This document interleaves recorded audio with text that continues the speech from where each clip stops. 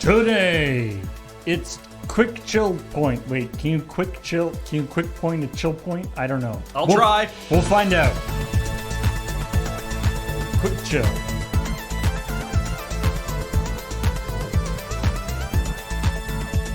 It's like when you use like a Flash freezer? yeah, or use like a fire extinguisher to chill out something when you really shouldn't. Is the flash freezer the opposite of an air fryer? But that does sound like a terrible idea.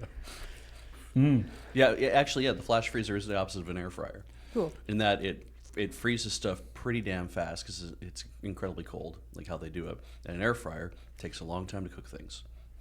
Does it? I thought don't- they were supposed to be faster. They're just a convection oven. They're just like, Convection's supposed to be faster. yeah, but also you can in some cases when you're trying to cook a certain, like if you're trying to cook cookies and stuff, it can take longer in a convection oven because reasons. I don't regret really this know choice. why. Paul, please take us in. Yeah. Hey everybody, welcome to Chill Point, the show where we talk about video game news.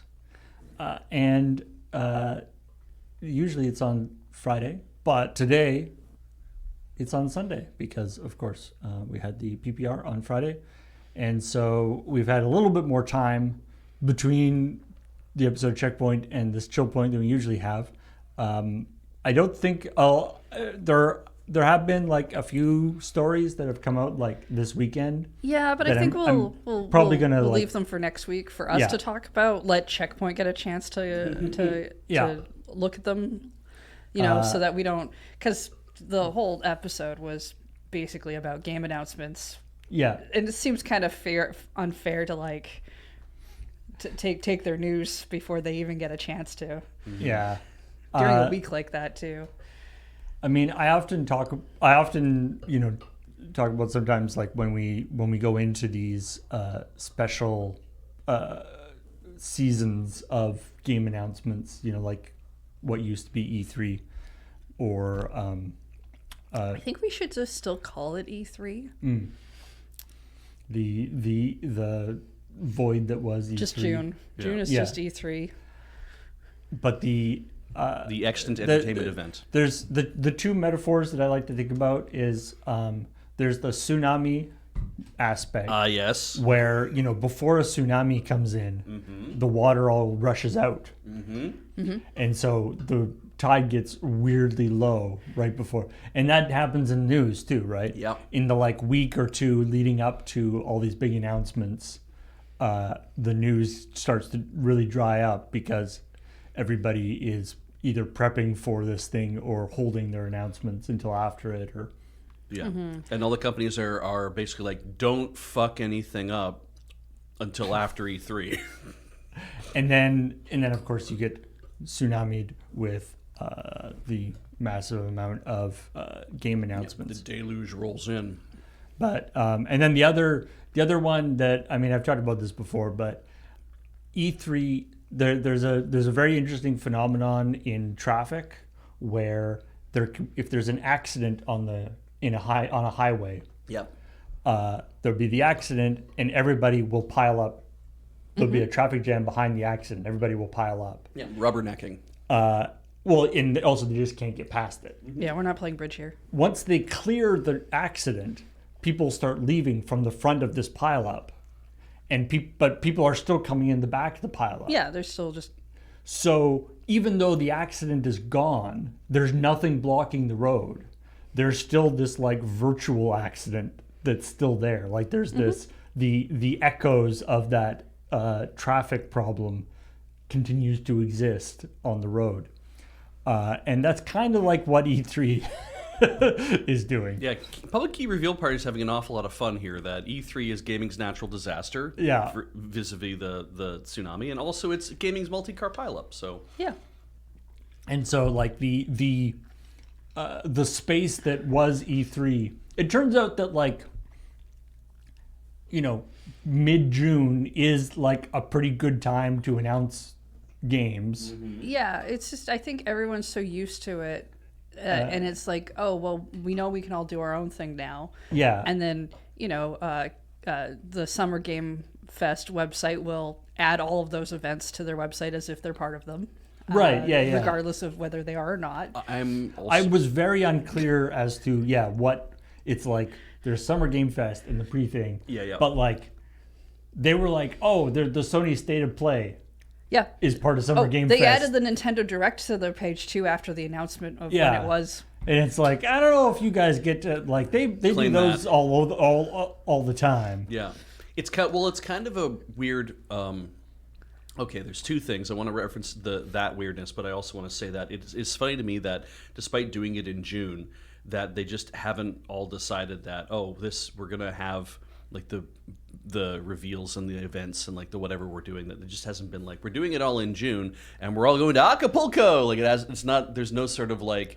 We're using this as an excuse for all the gaming companies to send all their PR people to like, beautiful sunny Cancun, like that kind of thing, to be like, it's really just an excuse for people to get together in very warm climes and hang out for a week in beautiful weather. So why not just take it to the most logical extreme and go to Tahiti? But anyway, the other thing that you just said, I've completely forgotten about. Okay, then. Okay, but I had a point to make regards that as well. Right, putting things up on the website. If you see yourself as a discrete event, like Summer Games Fest, if it was like we view ourselves as a discrete event and that our thing is to provide you this like what we streamed, right? What we co-streamed, that would be one thing. But if you see yourself as a news site, if you're treating yourself as the news of new video games is coming out during this period, we are putting that up to let everybody know this is the thing that had happened. And so if you feel like you are a news site and that you're like, we're just bringing everybody the news of the things that are coming out, then it makes sense that you would post really about the Nintendo Direct.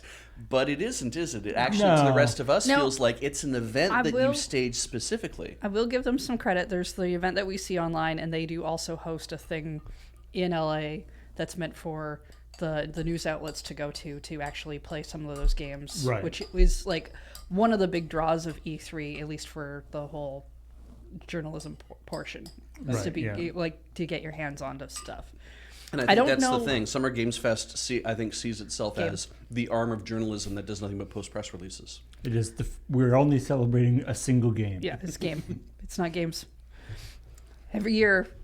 I have to look it up because every year it doesn't matter. Everybody says it wrong. But what's the game we're celebrating? The other thing E3 did was because it got so many people from the industry to show up. At their event they had a bunch of boardrooms, and they had places for people to go and just interview. Do interviews, but also that's where some companies met up and talked about deals and other things. Companies. And because you don't have quite that thing going on, I'm sure they're doing it in other spaces. Right. But I know that at least for a while, it sounded like if you were smaller, that was sometimes your way to get a hold of people like that, to actually meet them. Because you know how it is. If you meet people face to face, they'll probably actually talk to you. But if you have to email someone and go through other people, they may never see your stuff. Yeah. And it's and I mean, that's always been the weird thing with E3, and to a lesser extent things that have tried to succeed E3 is this idea that like E3, it's like the idea of E3 as a industry thing like a thing for game developers, E3 as a thing for journalists, and E3 as a thing for the public. Mm-hmm. And those always got messed up. Especially when they started letting the public be on the floor. Right. And it started sort of, in some ways, those three poles are opposite from each other. Yeah. And so you can't really make, they kept trying to sort of be everything to everyone and ended up, not being good. Yeah, it needed to be a little more, which is so weird to say, but it needed to be a little more boring like a trade show is. Exactly, yeah. And that they wanted the hype. They wanted the hype because all the companies going there also wanted the hype. The companies going there being like, well, we know that part of this thing now is especially with the nascent internet at the time. Part of it is you're going to write about things there, and people are going to be passing rumors out, or they'll be like, oh, I went to, hey, I'm, Times Reporter 377 or whatever, I'm not going to tell you my actual fucking name, but I went to E3. I'm making a thing up here. Just roll with me. I went to E3 and I got to see all the cool games, and here's some cool games I'm going to tell you about in this forum, right? And then meanwhile, in their actual article on the Times, they're writing like a much more like, there's new video games that are coming out, and there's some things that they're whatever, but meanwhile, the gamer side of this reporter could be like, shit, dude, you got to see this stuff. It's so fucking rad. And I think there was some. Don't think that happened. I feel like there was there had to be leaking coming out of E3 of like, I want to tell you at the consumer level things that are going on, and people got really hype about going to E3 and wanting to know more about it. Because like the other thing was the citizen blogger aspect when they started letting those people in as journalists.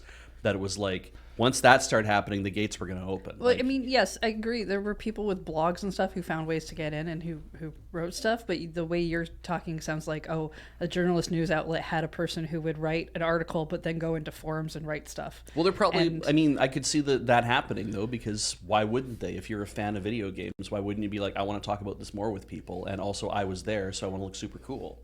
I mean,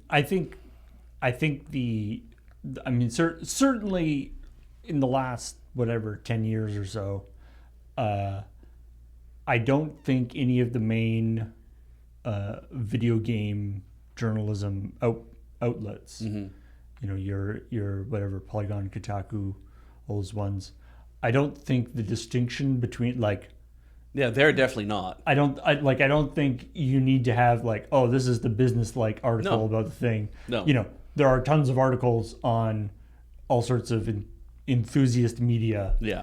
That are like, I saw this cool thing, check it out. Yeah. I feel like that distinction doesn't really need to exist anymore, I don't think. Yeah, but back in the day, I'm saying that if you wrote you didn't write for the internet, you wrote for a magazine. And so you might your report on E3 or whatever is either based on all the knowledge you have leading up to when E3 is happening, or it is coming out next month. Like they're publishing the article on E3, they have to wait an entire month for the magazine to come out. But in the meantime, those people could be going to forums and they could be writing stuff on there to people. Many forums existed in the time of magazine only E3. I don't know what the forums and BBSs and things like that were like. I know those things existed, but you make it sound like it was rampant. I'm on extremely shaky scholarly ground here. You always are. Yes, I want to be clear, but there would have been a time when a lot of the E3 stuff we would have gotten would have been stuff that was coming out late. Sure, not but as it happens. I think E3 presentations have been streamed since around, I want to say something like 2016. Yeah, and I'm talking 2005. Yeah, and I mean, but even even then, the magazine media was on the decline, and you know all the online sources would have been coming out before, but yes, people leaking stuff definitely happened. Yeah, but and it's funny to think of it's a press event. What are you actually leaking? It's like you're not really leaking anything because the companies are there literally wanting you to tell everybody about that's not a leak. Yeah. Well, you're a leak in the sense of, in some cases you're in the sense of breaking embargo. Yeah. Are there embargoes for those? Sometimes, sometimes stuff at they'll show off they'll have a closed door presentation or undercutting your publisher. I guess you could think of the leak being that, I guess, as being like, oh, the publisher wants me to write all my shit for the magazine and be done with it, but I'm just so hype that I want because hell, who knows, a guy. Yeah, again, that's why I don't really think you necessarily had the person who actually wrote for a magazine going onto forums in the way that you're suggesting. I think you had people who got in under blogs and other things who would have done that. Well, we know that easily happened enough, but I don't think you risk your job in that way. I guess the only way to sell this argument is that all of the magazine writers in our community who went to E3 need to speak up right now and tell Heather she's wrong. You have a boring way of settling arguments. Thumb war right now.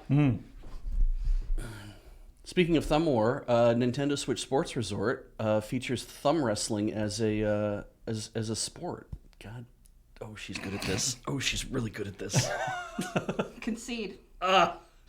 Concede. Normally the ref counts to 3. Concede. Wait, am I the ref? 1, 2, 3.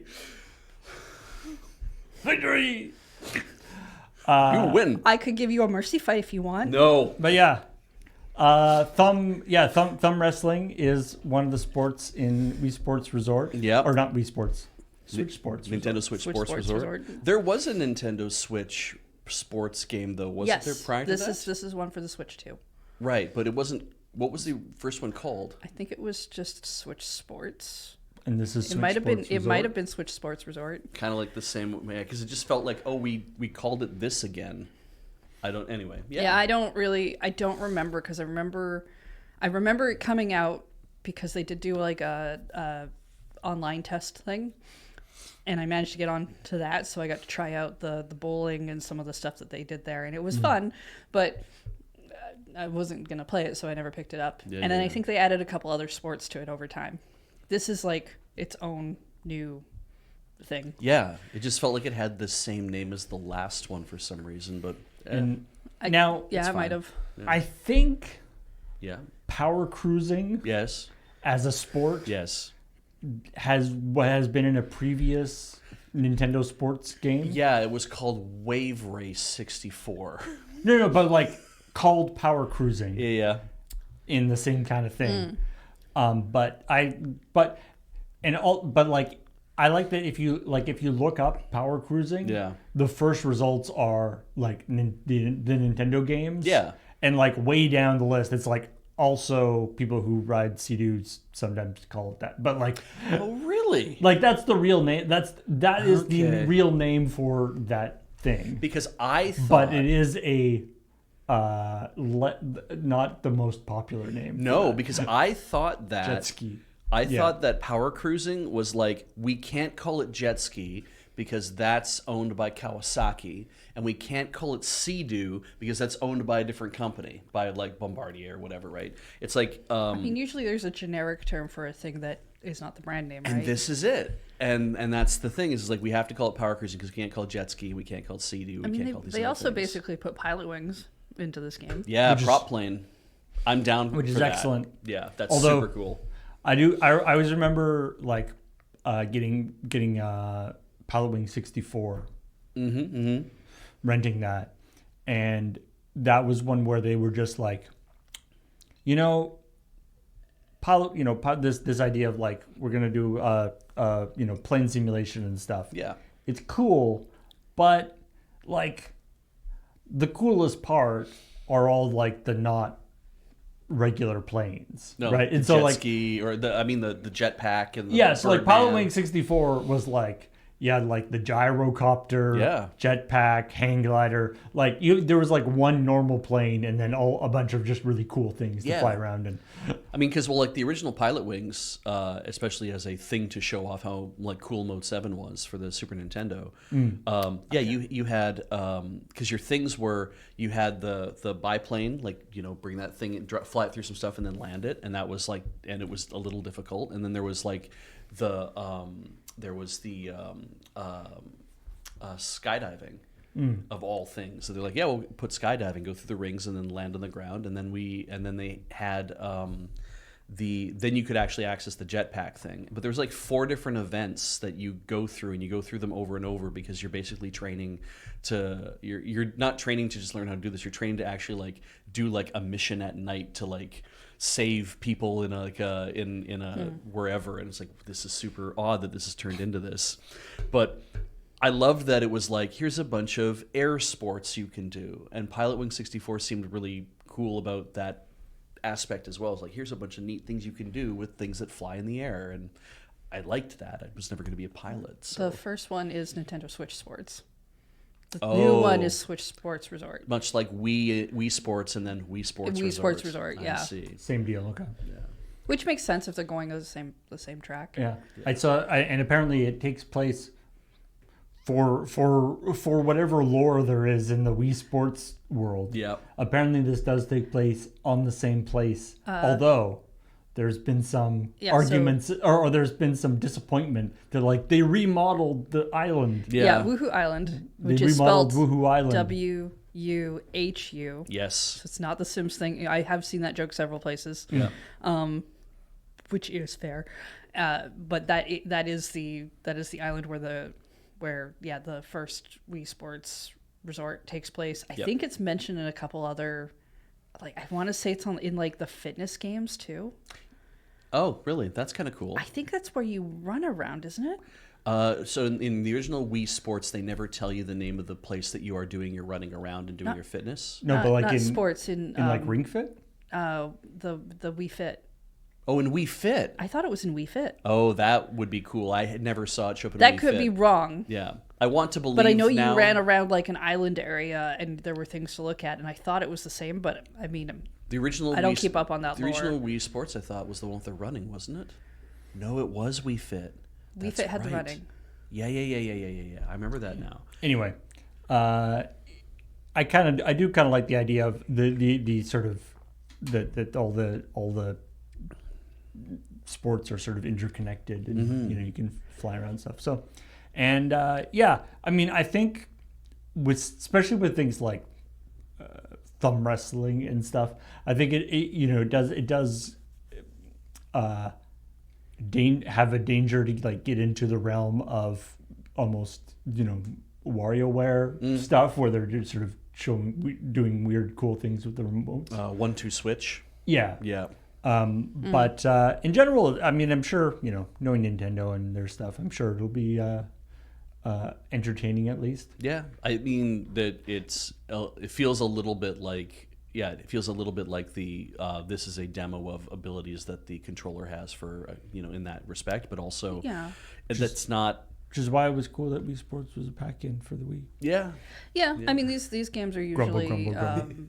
set up to use the controllers in different ways because they really want to do like the Switch Sports game had essentially sword fighting. Yeah. Right. As well was one of their demo things. It's really funny though because whenever I hear anyone talk about these games, all I hear them really wanting is bowling and golf. I mean, they like the other stuff, but those are the two they really want. I think, and I mean bowling. I think for one thing, bowling. There's so much a weirdly large amount of sort of cultural memory associated with like the Wii bowling part of Switch or of Wii Sports. Yeah. I think mostly because that was like far and above the best. The bowling was aspect of it, and the one that was clearly like had the most actual like game to it. And the most actual like work put into it. I mean, I really liked the golf that they did because it really felt like you were doing the golf things. I liked the tennis. Yeah, the tennis was fun. Yeah. But like the bowling they put into Switch Sports was neat because it was essentially every round only the top so many people got to go to the next round. Interesting. Is how they did that one, or they had a version that was like that anyway. Yeah. I'm glad that bowling has made its return though to this kind of same aspect though. I think it's really cool to see it come back. Have they done like I was just not this weekend, but last weekend there was the Nintendo Online was doing a thing for Ball X Pit or Ball Pit. Yeah. And they were doing like a free trial of that. Now I was trying it out and stuff. Super cool game. It is. Got all it's got it's that got that Vampire Survivor thing going on. I really like the whole like knock a hole in the line of enemies and then make your balls go up the top and bounce around and smack them like you would an Arkanoid, you know. And Yeah. like I'm big on breakout games. I really like that. But the idea of, and I mean, maybe this does exist already, but I was sort of imagining the idea of, you know, if somebody has done like a Wii bowling, Switch bowling Oh yeah. kind of game, but, you know, doing the like whatever, the sort of amped up video game sports thing, like Okay. have like, you know, special, like, you know, some of the pins have like special, you know, Right. the frost pin that freezes all the other pins around it, and, you know, like I see. do I the see. whole, do up the whole thing, you know, have like all the different bowling balls that you can use, and you know, Make weird, it video gamey in a way. yeah, that, weird bumpers on the course Yeah. on the way down, and, you know, do video game it up, I guess. Yeah. Yeah. I think that could be a super cool game. That could be a fun thing. I feel like it's, yeah, maybe now that I'm saying it, I feel like it might already exist, but who knows. Anyway, I mean, that's one game that That's we did talk about. one game we talked about. So yeah, you know, just to sort of, I guess, get a little background info. Of course, so this episode was we did it the "Oops, all quick points" episode, which I saw somebody in the comments was like, "You missed oops." That from the title." implies that was an accident. Yeah. though. It was We- not a mistake. very You well. know, sometimes I think that even the originator of that, "Oops, all crunch berries." Yes. Sometimes I think it wasn't a mistake. Yeah. I think that maybe they had put those in deliberately. We'll never know.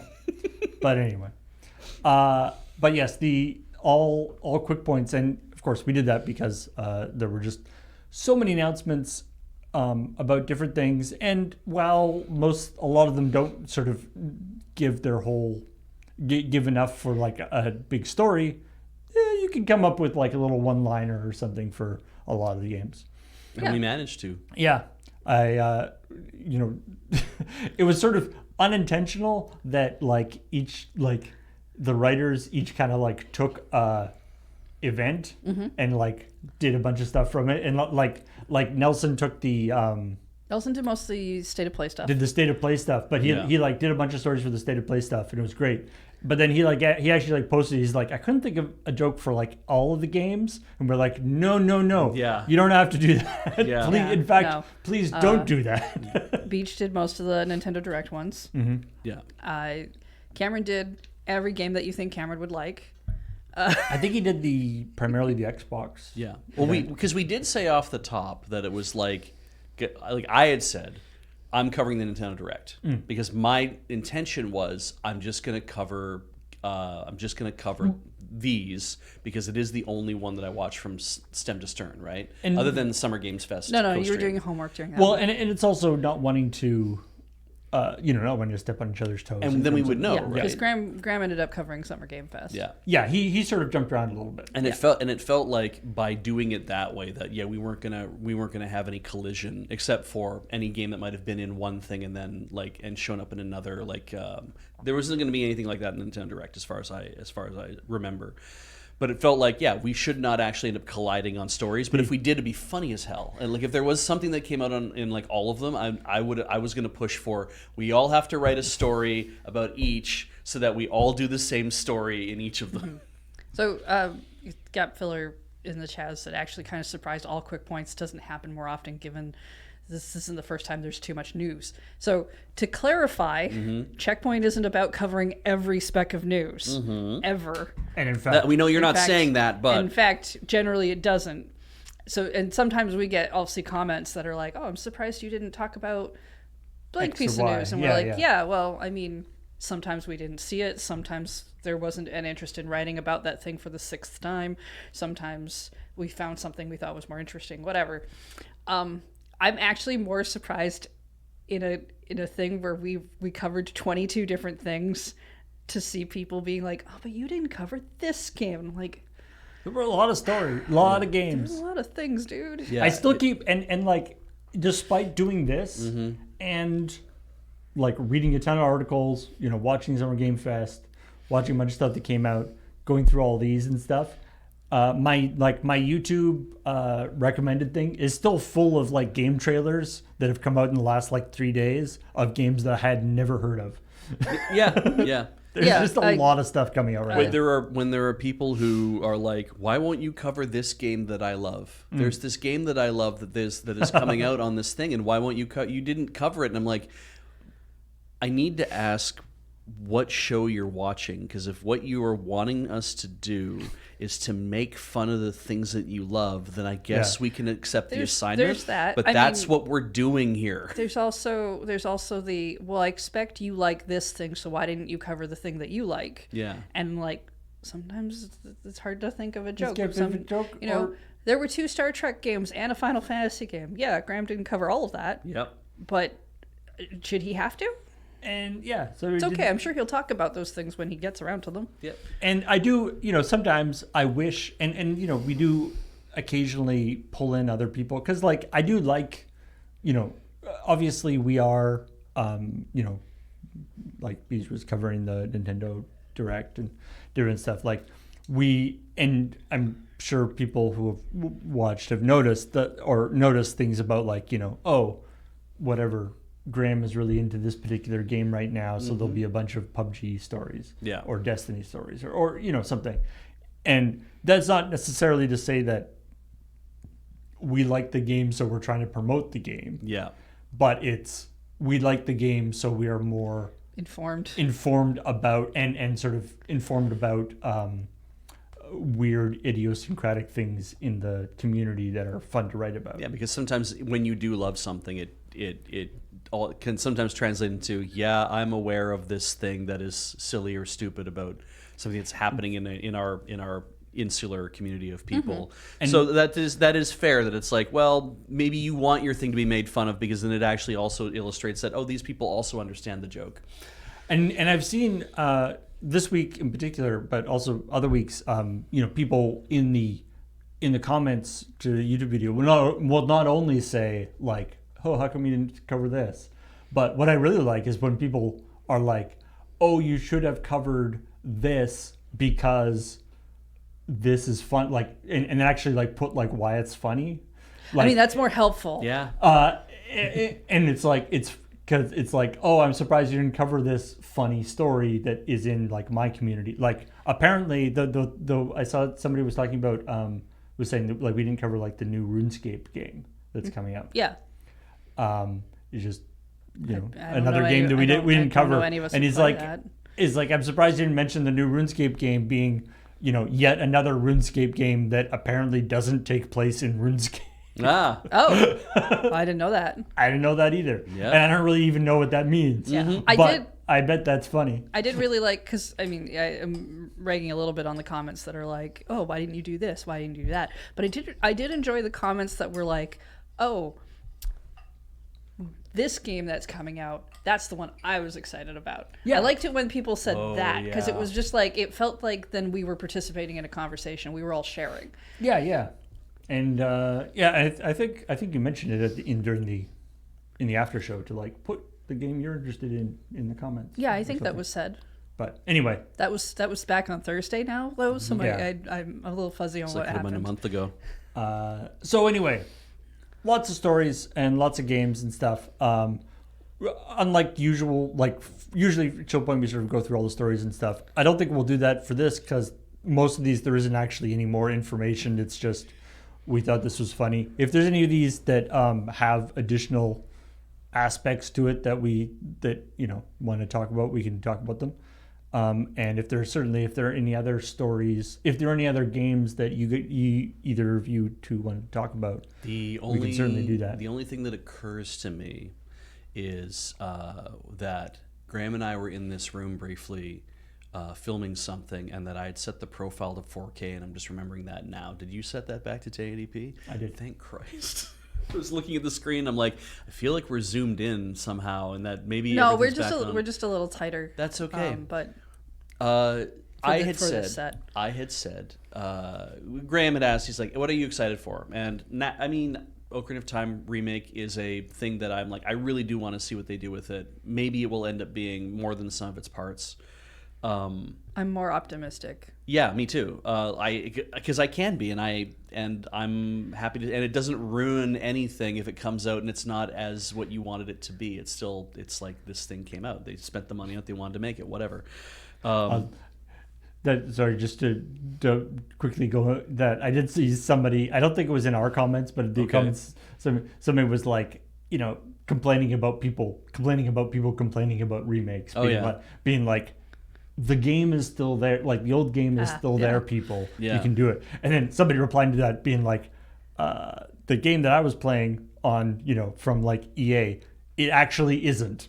Like they went onto my computer, like. Because of this like subscription nature of the thing. It's like they forced an update onto my computer, and now the old game is not I literally there anymore. Can't get the old game anymore. They did actually take it away from me. There are actually aspects where that can happen. That's just the world of video games we live in right now. Yeah, that's not going to happen with Ocarina, unfortunately. No. Yeah, Blizzard took Warcraft 3 away from people.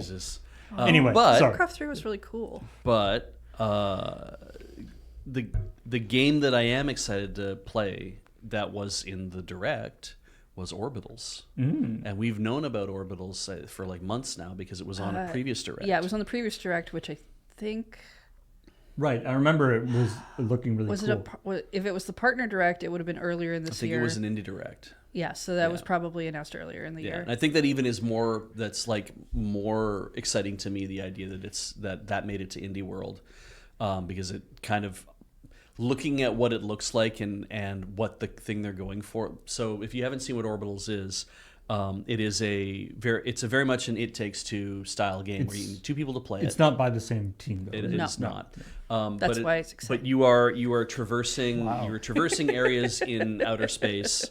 Clearly you have missions to do, and it's like one guy you're gonna do something with your weird gun thing that can do a thing, and the other person's going to be able to like navigate a series of steps. It's I'm simplifying it, but it's that thing. You're doing things to help each other to kind of traverse your way through the whole stage.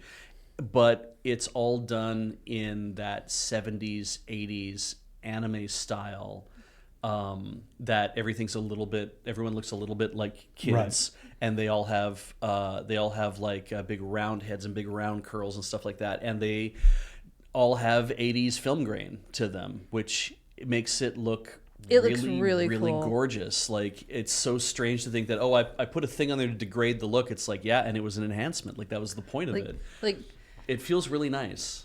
This game is like when Split Fiction came out, both you and I were like, oh, cool, a game we can play together. That'll be fun. Yeah. Orbitals got announced, and like, I feel like I know 6 people are like, we shall play that. And I'm like, it's only a 2-player game. That's yeah. Okay. Like, Ian and I were both like, this looks sick as hell, and we want to play it. And he doesn't have a Switch too.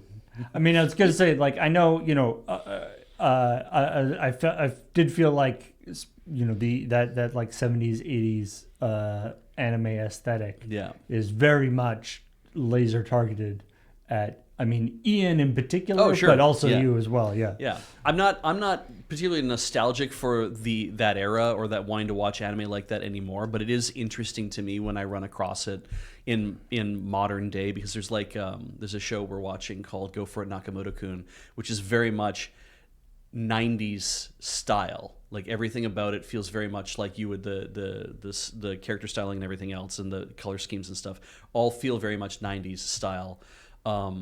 And the manga itself apparently is older. I think I'm not really sure. There's an Orbitals manga. No. I'm talking about this other show that I'm watching, okay. And so I'm like, it is interesting to think that it's like, right, we're going to preserve the look of this thing. The older style is kind of starting to come back a little bit, and I think that's the thing, is that there's a charm to the older style that people are like, oh, we want to also see stuff like that, and Orbitals I think rides that quite nicely too. The dev team is called Shape Farm. It's being published by Kepler Interactive.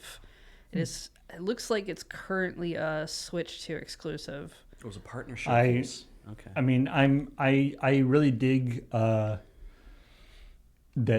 technology, I guess, is advancing, or the sort of cultural interest is advancing to the point of nostalgia for sort of nostalgic style games other than like pixel art style. Yeah. That kind of aspect of nostalgia, which is like, it's fine. There are lots of good pixel art games. I have to say, when a new indie game comes out that looks really cool and then it's like pixel art, I do get a little bit like, okay, like it's sort of like, You caught my eye. I've played a lot of pixel art games that I really, really like, and they're really, really well done. Yeah. But also get a little tired of it sometimes. It's Well, the reason why I think it's interesting too is because I have been getting emails for a game called 70s Robot Anime Geppy X. oh, GEPPY-X. And I have tried to understand what it's actually doing or what it's for. Like It's like a code. this is a send codes type situation where it's like my game lists. I got a reference to this, and I've just been trying to like I look at it. I'm like what are you going for here?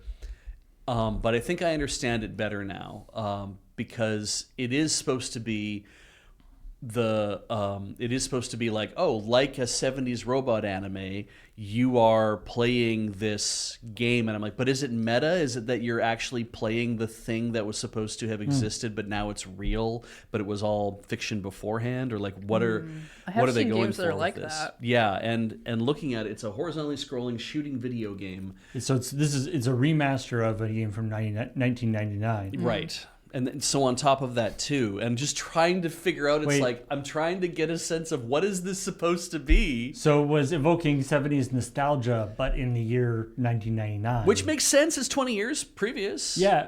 But yeah. here we are 20 more years forward in time, and it's like, yeah, we're still 27 So it's years. nostalgia. We're now getting nostalgia for the 1999 version of the 70s. Yeah, and a remastered edition of this thing, and I just looked at it and I was like, I can't. Whereas something like Orbitals has the look and the aesthetic of that era, but is also going to be like a modern day thing. This is a modern day thing that is meant to evoke the nostalgia, but in a way that is like it's like doing a Mazinger movie today, which they did. They did Mazinger Infinity, but it's like doing Mazinger Z in now. And it looks amazing for it, like Shin Godzilla doing that now, or Shin Kamen Rider and doing that now. Like it's like if you're trying to evoke all that stuff from then, but you're doing it all in 4K and in IMAX and in like beautiful special effects and amazing CGI and all that kind of stuff. It's like that's super cool that you're doing it that way, but you're dragging that into the future. Orbitals feels like we're pulling this game into the past.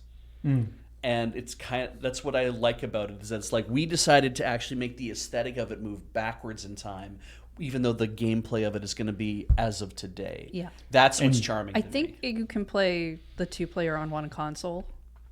Like a split screen. Yeah. I mean, I'm assuming so. It kind of looked like that. Yeah. So, Which like, is why if we have a Switch 2, Ian can play it with us. Yeah, well, you and Ian should just do Matters of Import. It basically falls under that enough. It's all you're going to be talking about is 80s anime while you play it anyway. Yeah. And then me and somebody else can play. Sure. Maybe Paul. I mean, Ooh. I wanted a chance to play it with you because you and Paul always seem to do the 2-player simultaneous action game. Are And I you was like, jealous of I me am. and Paul gaming? I am.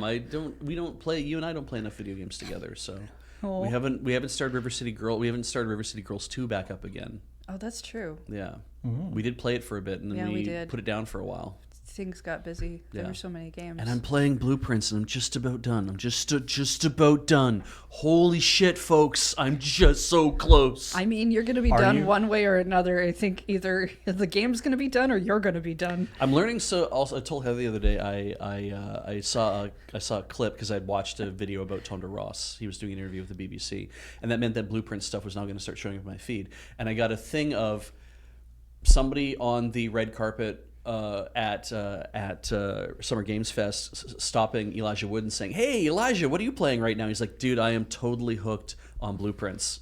And they're like, "Oh yeah?" And he's like, "Yeah, like I was told don't look at anything before going. Like a friend of mine said you should play this game, you'd really love it. but go in cold. Don't look up anything. Don't know anything about it. Just go buy the game and go play it. And he's like, and I love it. I have a notebook now and I'm keeping notes. And I'm like, I like write something down and then like a week later I'll come back to it because I realized I found the answer to it somewhere else. And I'm like solving these things. It's so great. And then and he's like, it's so much fun. And I'm like completely addicted to it and I love it. And I'm like, here's Elijah Wood again, just kind of getting in on all the like doing all these, like he was in Animal Crossing as well, and you know, like all that. And which is fantastic. And then the IGN guy who's interviewing him like, oh yeah, like when you know that it's like, and he ruins a fucking spoils one of the safes. And I'm just like, you don't know if he's got that far yet. Yeah. That's mean. Yeah, it was like, oh man, didn't you love it when you found out that the code was 1 2 3 4 5? Yeah. And that was like, and then just kind of blow past it. I'm like, okay, so clearly he'd already seen that. But I was just like, wow, like that is... It is one of the things that you probably do figure out earlier. Yeah. But I also watched you just like whiff on that one. So much. And I just stared there being like, if I give him a hint, it's just going to give it away. As I've said in that game is that I kept thinking that the puzzles were more puzzly than they were. Yeah, you got gamer brain. Yeah. And that I couldn't bring myself back from that.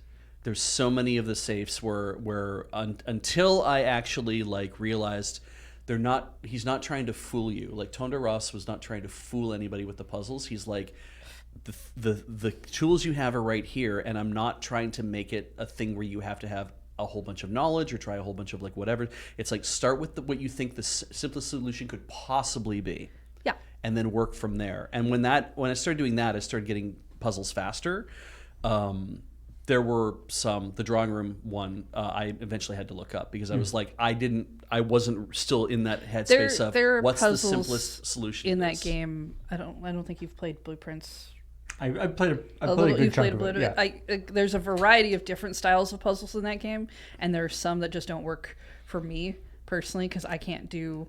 I get stuck on things like moving around letters to make word combinations. And there are a fair number of those. Yeah, there's a fair number of those. Or there's other puzzles that I do have to write down to look at or do other things. Whereas I know some people can just look at stuff and their brains are just like, oh, boom, and I'm like, I can't do it that way. Yeah, but they're still really neat. Yeah. Anyway. What about? Have either... Well, I know B just played this. Have you played Piku Niku? No. Oh, okay. What's that? Piku Niku? Well, they're doing Piku Niku 2. That got announced in the Direct. The first game is a 2D kind of like... It's got some platforming in it. It's got is that the one where you're like a little gray... You're the little red guy with the... Yeah, I have played that. With the giant legs. Yeah. They're making a sequel. Oh, cool. And it's in 3D. Instead of 2D. Yeah. All right. And everything kind of has a plasticine look to it. Yeah. It looks great. But I really like the first one because like it's only, I think it's like one of those like 5-hour-ish games. Yeah, I mean the first one was pretty short. Yeah. But it's really goofy. You could get little outfits that sometimes did things like you get like a watering can to water flowers, and then you could do some other stuff. But I personally liked the outfit that gave you the arms, and because it's an outfit, the arms just kind of like bounce around. While it's like finally my guy has arms, so it'll be normal. It's like no, they do this all the time. Yeah, it's just very silly, but it's also got that goofy thing of the storyline where the big thing shows up and it's just like stealing. I think in the first. Village area. It's taking all the corn. It's taking everyone's food, and it keeps saying, "Oh, we're taking this, but we're giving you money for free." And the entire time, I'm like, that's paying for a thing. Yeah. But they just kind of like throw coins out everywhere, and everyone's very excited because they're like, "Oh man, free money!" And then eventually they're like, "We're all starving." Yeah. And where do we go to buy food? We can't buy food. Yeah, and it's very like just this overly cartoonish capitalism thing going on that you're running around, and you aren't really even trying to destroy that at first. You came out of a cave, and everyone's like, "Oh no, the cave beast might be a thing." Yeah. And right, you're just kind of meandering around and running into things, and then you become part of the resistance, and you do take I think Heather you shoot him remembers off so into, much about this game. shoot him off into space or something. But Yeah, like, yeah. it's very goofy. It's very fun. It's silly. It doesn't I didn't think it overstayed its welcome. No. So I'm looking at like the sequel and seeing them go, well, now we're doing it in 3D. And it feels like it'll be longer then. And join the Resistance again. And I'm like, oh, okay, so we're going to get some characters come back. I'm pretty excited for that. Yeah. Nice. Did you see anything through the hundreds of games that have come out where you've felt like, now that you've had even more days to think about it since ChillPoint, is there anything you've been like, I want to try this, I want to play this? Okay, well, let me tell you about my struggle with a game called Xenoblade. Because I don't want to play Xenoblade. I think it's fantastic that you're all getting another game now, and clearly you were well thought of in the direct.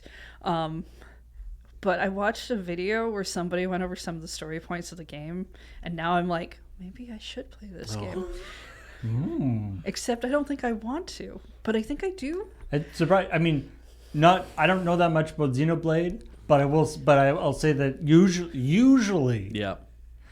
going over all the story points in a like RPG is a way to like turn people off. That No, this is my problem with RPGs in general. It's there are some that I like. I've played a few that I quite enjoy. Will be more excited about Persona 6 when they tell me something about it. But I have ones that I've really liked playing mechanically, and the story is usually the stronger aspect of what wants me to play. And then, but I don't like. Sometimes I find the grinding really hard, and I don't like looking at a game and going, "Oh, this thing's like 100 hours long." Yeah. sometimes That's a hard. It's like looking at a book that's this thick, and you're like, "I don't know if I'm ready for that." But if you get it on an e-reader, you can't tell. Yeah, it's true. Like sometimes, like something like Tears of the Kingdom or whatever kind of sneaks up on you. Yeah. Or they tell you're like, oh, this isn't that long game. And then, they tell you a 100 line hours like, later, oh, well, if you just do the story, it's only 20 hours. And you're like, oh, well, that's doable. And then you're in there 200 hours later. Yeah. But whenever I hear like the actual story aspects, those are the parts where I'm like, man, I do kind of want to see how that plays out, though. I mean, now there's Nintendo Switch 2 editions of the Definitive Edition. Boy, I'd love saying that. Oh, yeah. Yeah, Xenoblade Chronicles X or whatever it was. Definitive Edition. They did the Definitive Nintendo Switch 2 Edition on, I think, the Wii U. Mm-hmm. Or on the Switch. Yeah. And then they brought out the... Is that... It's just fun seeing Switch an edition. 2 version, so it's like the Definitive Edition, the Switch 2 edition.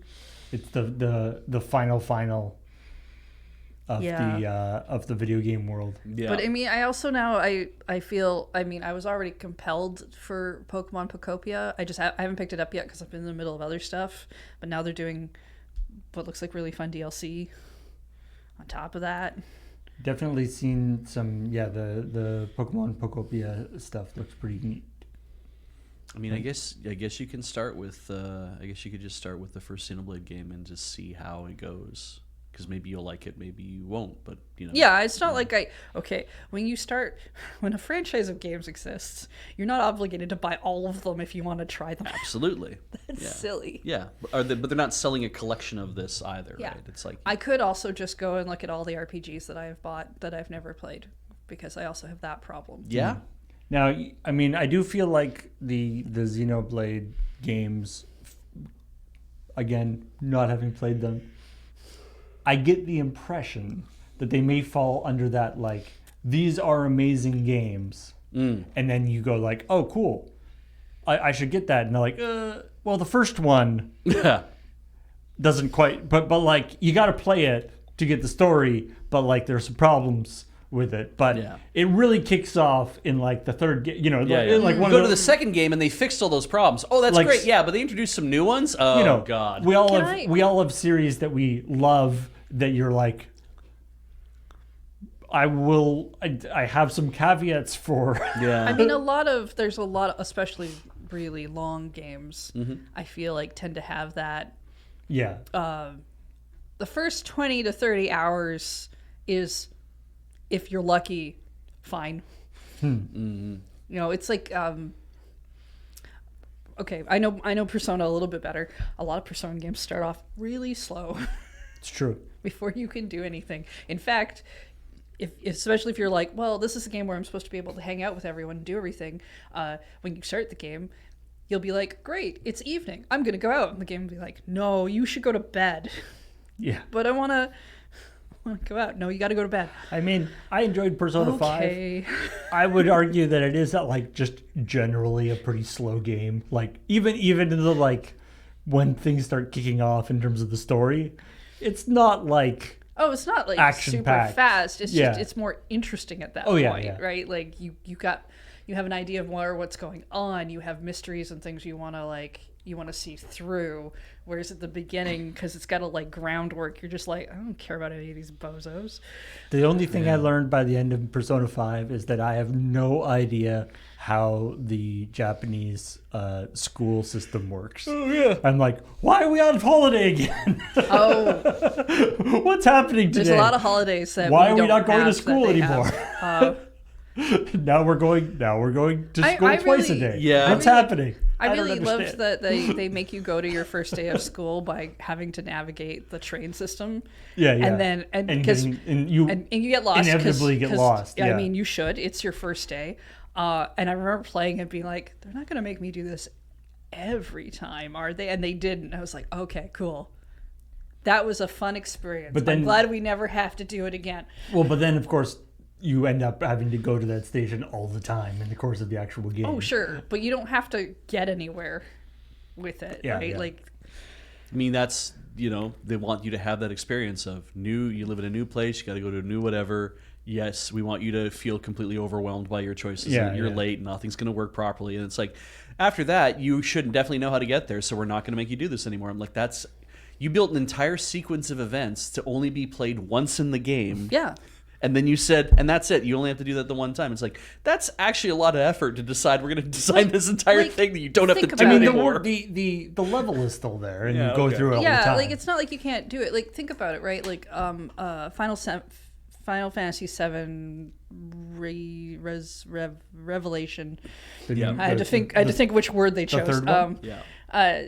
Has this whole like very Fortnite-esque, you're gonna go hang gliding off of the ship to land thing. Oh, right, yeah, right? yeah.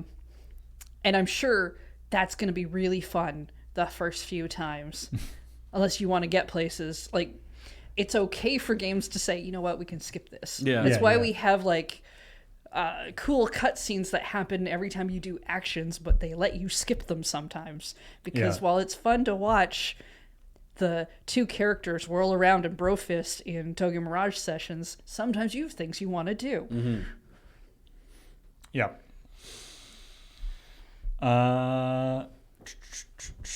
Let me just quickly look through these stories and see if there's anything else that wanted to.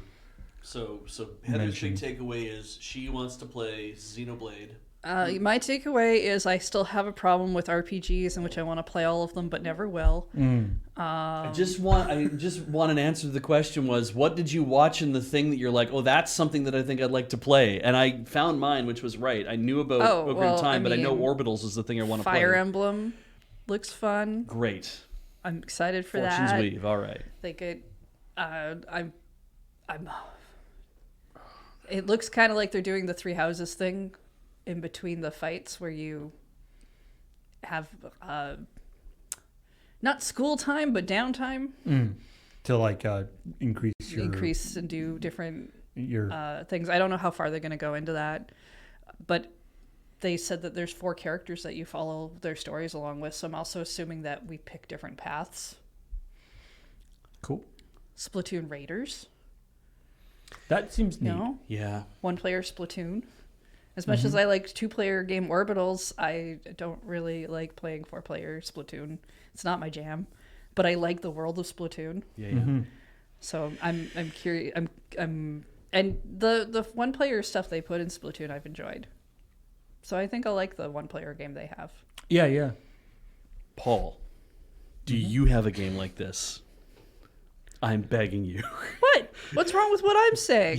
Yours are fine. That I'm here for that. I have the answer finally. I know I sat through your whole little yes, rant and it's of like whatever. Suddenly, Yeah. Beej doesn't like digressions. No. I don't mind the digressions, but it's like I There's wanted nothing wrong to. with what I said. I wanted answers, and now I have answers from you. But it's like I also want an answer from Paul, because I think the audience also wants to hear that too. They want to hear your answers, and they want to hear your answers. One thing that I found actually very interesting for this is, I have to say that a lot of the games, especially from the Summer Game Fest, because that was a lot of the focus of it, but like the games that I've was like, oh man, that looks really neat.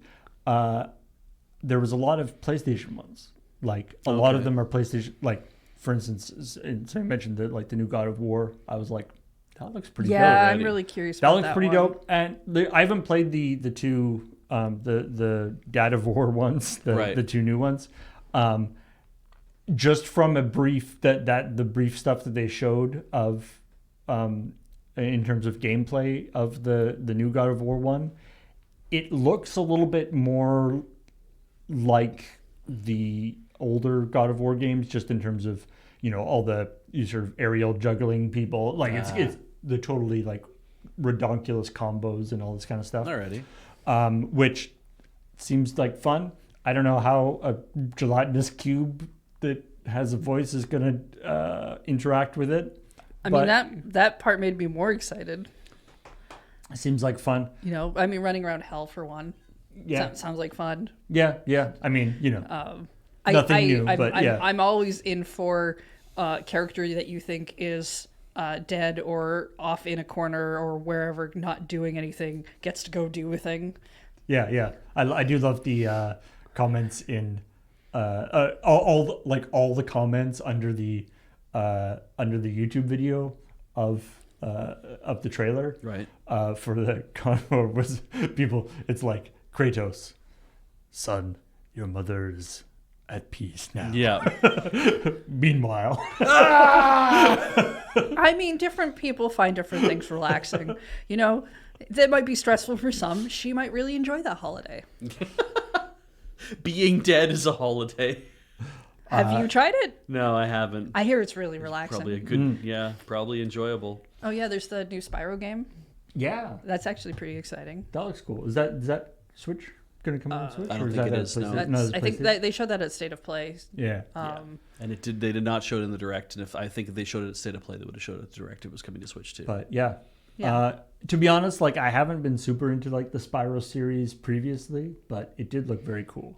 I played the trilogy a couple years ago, and I had a lot of fun. As like a run around collectathon, you get to be a purple dragon.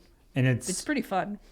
it looks like they're doing the thing where like it's like doing it sort of open world, where and it's that weird thing of like, it's like Spyro was sort of open world before, in the sense that you could like run around between things, but it was that kind of fake open world that they used to have to do. I kind of would describe it kind of like Mario 64, where it's got like these levels that Like are really hub. big, and you can kind of run around and do a bunch of things. But so you get this sense of like it's a big area, but you're not. It's not open world in that sense of you've just hit everything. Yeah, So- whereas it looks like the new one is going to be, and you can like actually like do a lot more flying and doing that kind of stuff, which seems neat. I hope the flying is better. No, sorry. Let me correct that. I hope I'm better at the flying than I say in this one. That's not. It's not fair for me to say. Hope the flying was better than the other ones. It was fine. I hope I'm better at it. So you're looking forward to Mom of Boy. So I'm looking forward to that. I don't currently have a PlayStation 5 to play it on. I know. Okay. I know. All right. That's but- good. Just wait. They're going to come down in price. Yeah. I'll just wait for the new version. I'm sure it'll be cheaper. Yeah. You just come into the office and play. Exactly. But yeah, and of course the new. I mean, I was a big fan of Dave the Diver. Mm-hmm. So not only the I'm hoping that the Bancho game, Bancho the Chef, I'm hoping that there will be a Dave the Diver-ish part of like, because a sort of Exploration. gather, like he'll still have to gather the fish somehow. Okay. even if it isn't like a diving thing, if it's like a fishing thing or something. I don't know. I hope that there is a Gather the ingredients kind of portion. yeah, like the managing the shop and the cooking the sushi and stuff aspect of it is fun, but I kind of like the other part too. So You like the fishing moving around? yeah. You should try Scale the Depths. I've heard that that's good. It was good. I think I heard it from you. Yeah. That it was good. And then there's the cool thing though is that they're doing that, but then there's also a Dave the Diver DLC that's coming Yeah. out. Oh, is there? Yeah. What's the DLC about? I think it's what was it? It's like There was a whole kind of like tropical cave exploration. yeah, it's like a looking tropical thing. Yeah. But Oh, then you go neat. into the cave and there's like a hole, and then Dave like goes in and he dives. Because I know they've had like other weird DLCs of like I don't think this is a direct tie-in to any other IP. tie-ins and stuff, Yeah. but yeah. Okay, cool. Yeah, new area. That'd be fun. And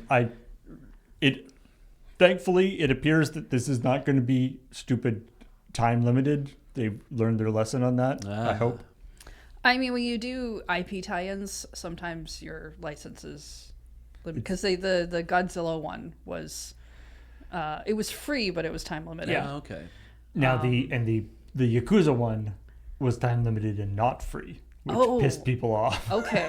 Holy I knew that one shit. was paid for. I didn't know that one was time limited. Yeah. Yeah. Do you at 'Cause, least like, get like bonuses that remain after having it? I Like- think if you have it, you get to keep it. Yeah, it's time limited in that like okay. you can only purchase it for It so just long. yeah. Like, It just yeah. It's one of those. Dave the Diver has had a couple of sort of annoying. Yeah, it's more FOMO than Yeah, actually taking it away from you. Because Power Wash Sim, the first one, I think if you hadn't gotten even the free DLCs for like the Final Fantasy stuff and some of the other Right. stuff was going away. Yeah. And And I mean, that had been out a lot longer. and when they're free DLCs, you can kind of understand that, but it's always a shame. because so- the content's there. Yeah. So anyway, those are a couple ones that I'm looking forward to. So let's, because while there was primarily game announcements, there's a few other things that came up last week Yeah. that weren't game announcements that maybe we can quickly chat about.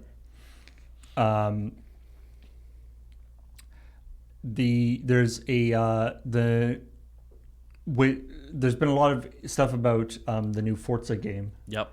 but I believe a bunch of the people who were working on another of the Forza games, or like I think a bunch of people started another company and are working on a new racing game called Clutch. Yes. We have, in fact, I believe they had a trailer for that during one of the things. Yes. Yeah, that sounds familiar. And it's got some like we don't quite know how it says it blends legal sanctioned track-based racing during the day with illegal, very unsanctioned street racing at night, and apparently even some like Fast and Furious style heists, okay. Neat. which could be cool. I like this.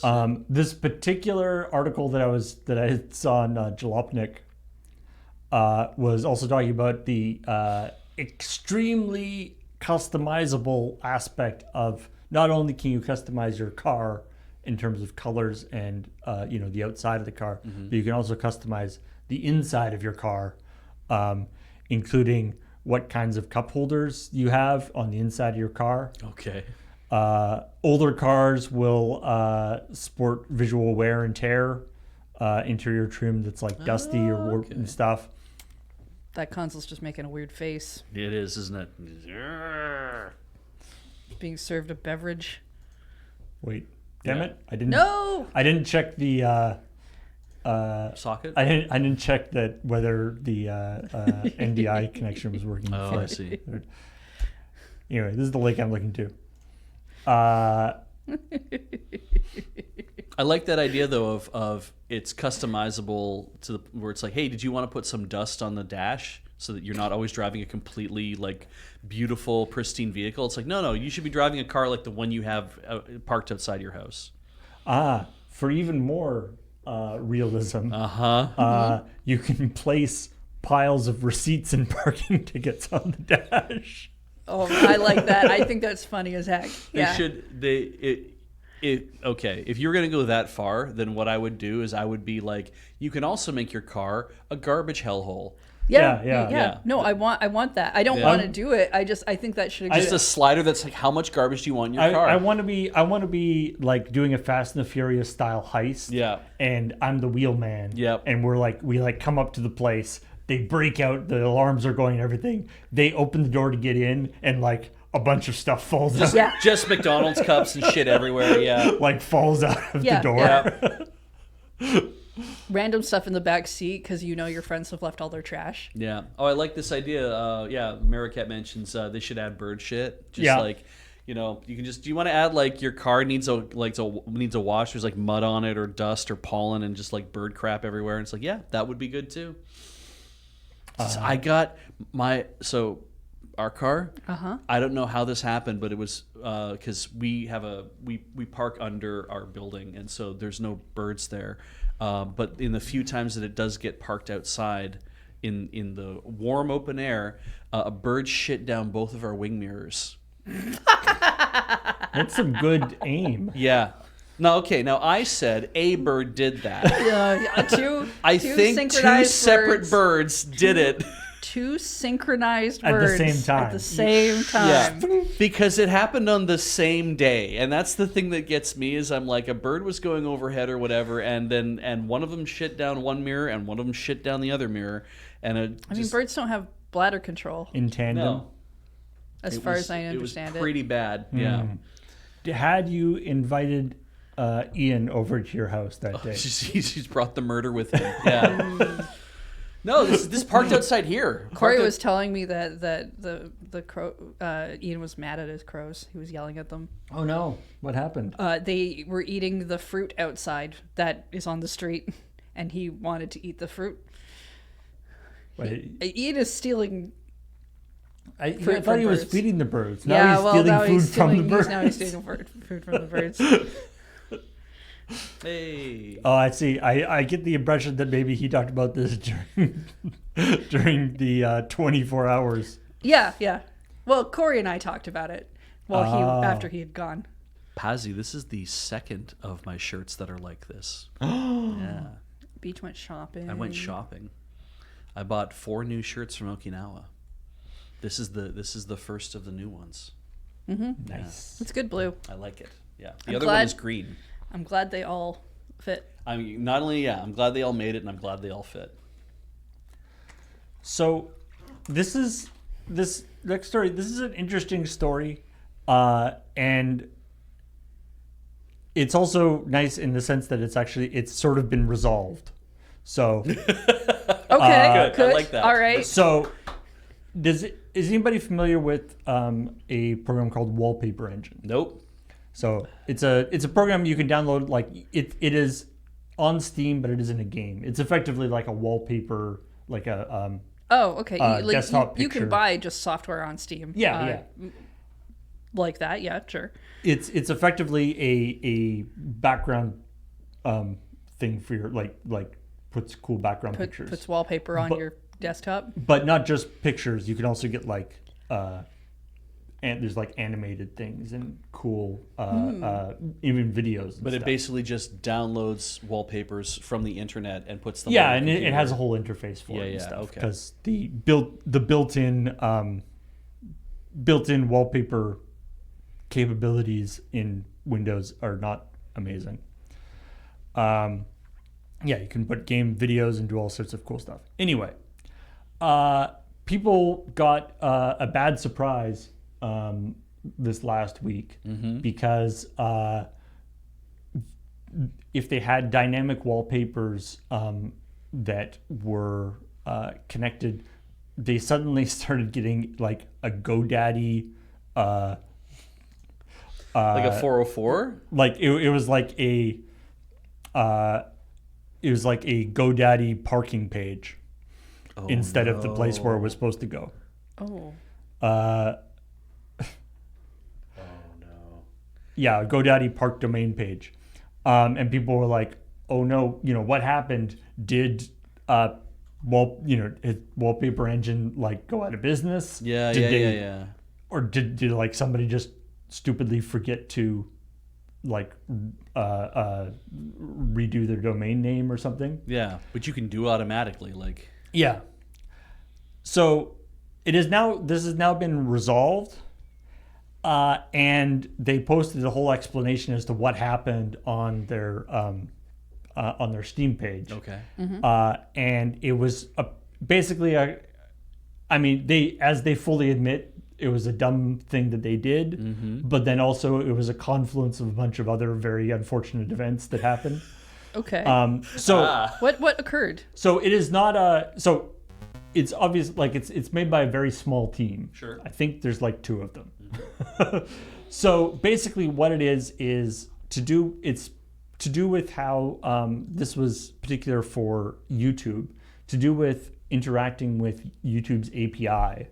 It requires a domain name to be registered, because usually when you're interacting with the API, you'd be like, I want to load a YouTube video onto my website. Oh, I see.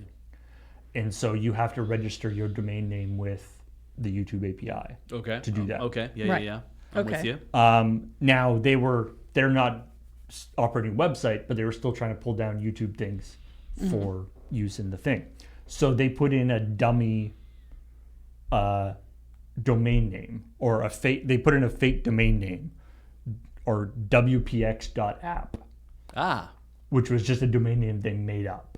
Right. Okay. And they did not own. It's not checking Because you can't. It's just saying you need a domain name here, just and you filled it out. needs a so, word. It just needs a thing in there. So it they didn't just, care. Right. Okay. They put in wpn or wpx.app. Is .app even a valid TLD? I believe it is these days. Okay. All right. And that went along fine for a while. Okay.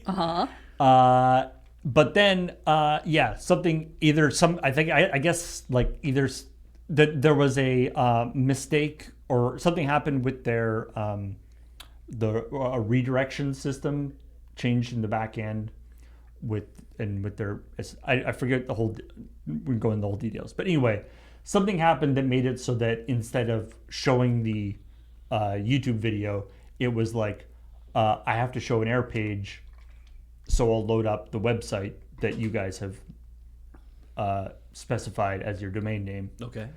That website was just a GoDaddy Park page, and so now when people were loading the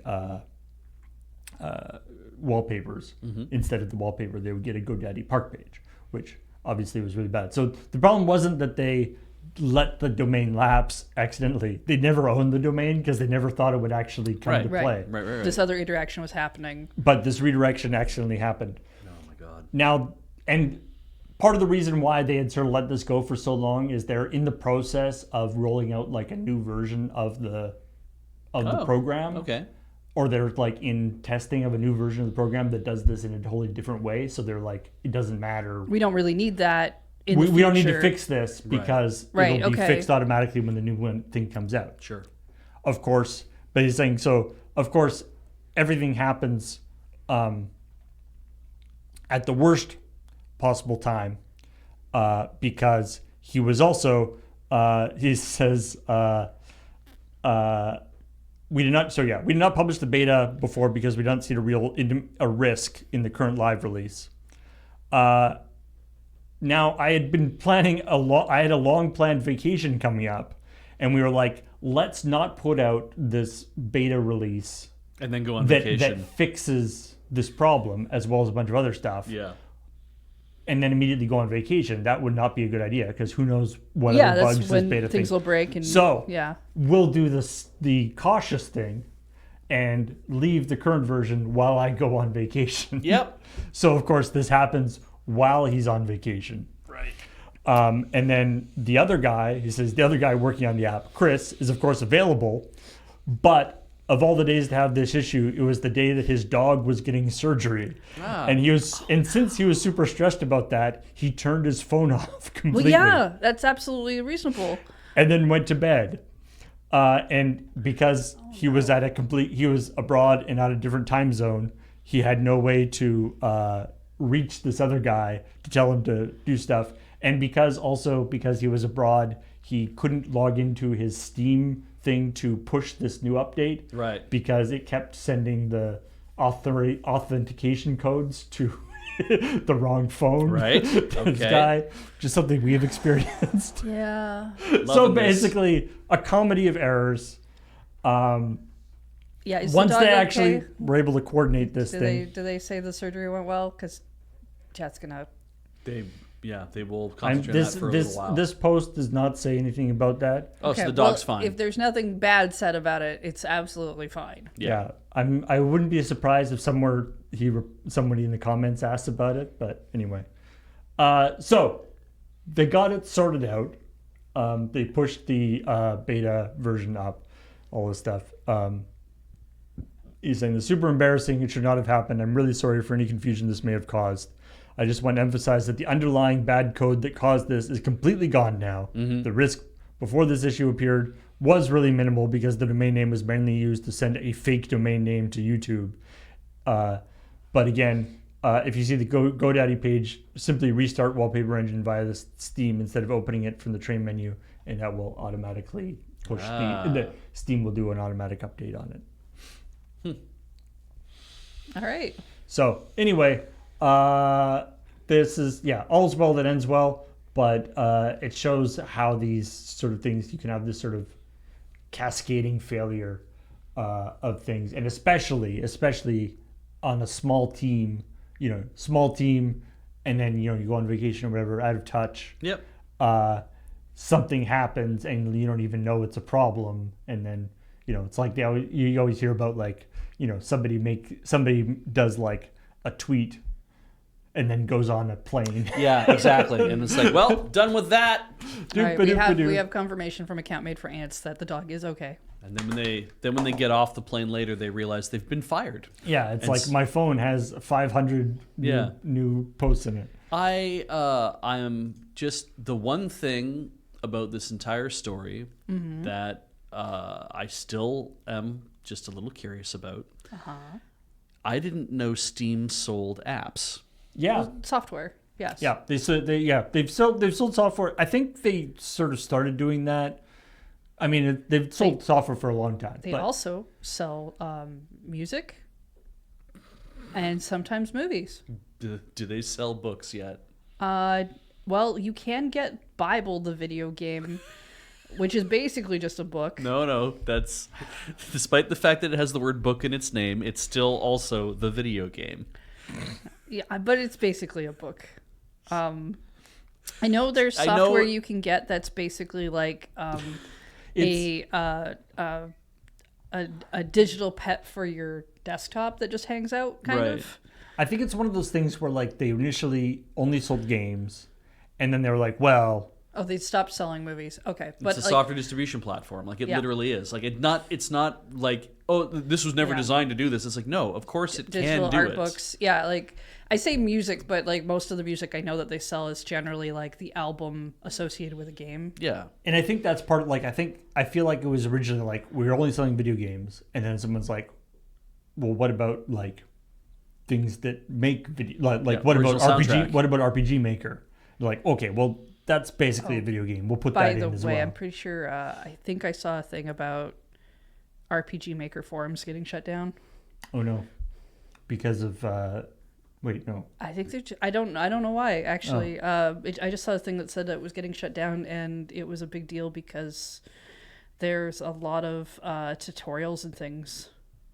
Ah. That really sucks. on Yeah. that thing. Huh.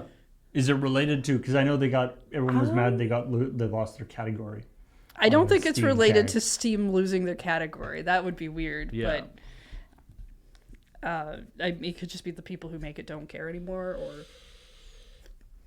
or yeah, It people are already working on backing could be up a those thing forums. of whatever the forums have been made is that maybe they haven't been updated properly, and they're like, we just have to pave and start over again. We can't save anything that's here. Anyway, there continues to be They're making a new site, so they're closing the old one. Oh, But they're yeah. not doing an archive or a backup of the forums. Oh, that's a shame. Yeah, and I know that's a big deal because of again, there's like a lot of people who put a lot of work into tutorials and there's information on those forums. Sure. But Yeah. How people- to develop. people for do RPG know Maker. that that's happening. So yeah, a lot of people are They give them- working on backing that stuff up. It's nice that they give them time to do that. I mean, anyway. a lot of that stuff, if you have forums for that, seems like that's also though a really good idea to have like a development wiki to, if you're developing tutorials for doing things rather than having it tied to. Maybe they'll forum change that in posts. the new Yeah. site. I don't. That would- I've never hung out on this site or Sure. know much about it. I just know it's been around for an incredibly long time, and I saw a headline that was like about it, and Yeah. it seemed worth panicking over. Yeah. Speaking of people panicking, there continues to be lots of consternation about Destiny 2. If you were watching any of the live streams during the Summer Game Fest, it's sort of the new Silk Song or whatever. Like whenever Oh. people shout, or- Destiny 2 death date? Or Destiny just- 3 is just probably bring the new back shouting. or Bring back Destiny 2. do Destiny 3 or stop, or we love Destiny 2. Part of that was this final update is now coming out, that they said is going to come out. Yeah. And everyone, in a show of excitement and solidarity to show how much people love the game, so many people logged on, they crashed the servers, Okay. which Nice. is sort of a mixed message at Yep. best. But people are excited, so that's good. But yeah, Destiny 2 fans all hated Destiny up until its end. I mean, that's always the case with these things, Yep. man. Saying, Hey, it's look, like, we all grieve in our own way, and sometimes that grieving is crashing a server. The food is terrible and the Yeah. portions are so big.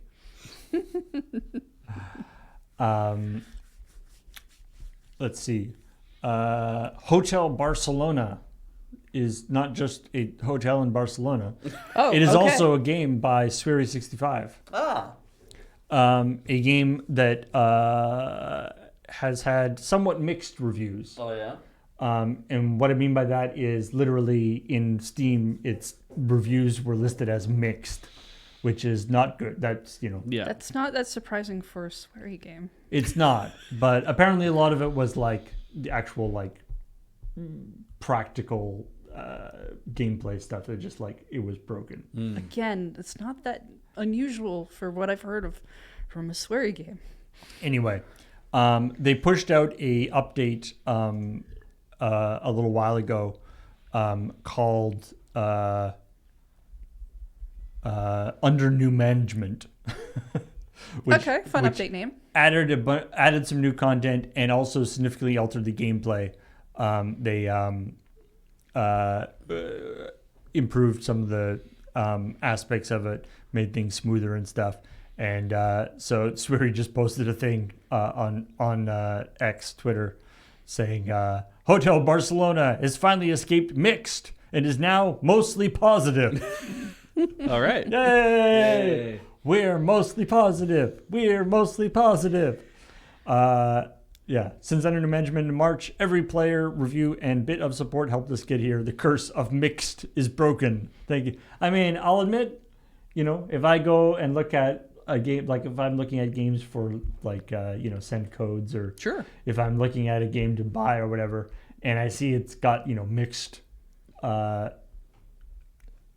negative is obviously worse, but even Right. mixed is it's like, It depends. If I'll it's- usually then go down and look and see what it is. Yeah, if it's for send codes, if it's mixed, I'm not immediately turned off. I'm actually more curious at that point because I want to, and then I might read the comments to try to see like why. If it's mostly positive, I probably don't even read them. Yeah, yeah. Can anyone tell me who these people are? Who Sweary? Yeah. Swery? What I know of Sweary is that they made a couple of games a while back. What games? I can't quite remember the name of it. All I know is that there was a trans character in it that did not. Deadly Premonition is one of the big ones that he's known for. Okay, because I was just like, it's like hearing Suda 51, right? And being like, okay, Suda 51 is an auteur. And right, what have they made? It's like very, very much the thing of like, at least Peter Molyneux, we were like, oh, Populous. You can always mention like the big hit that sadly shoved him into the limelight. This game is in fact a collaboration between Swery and Suda 51. All right.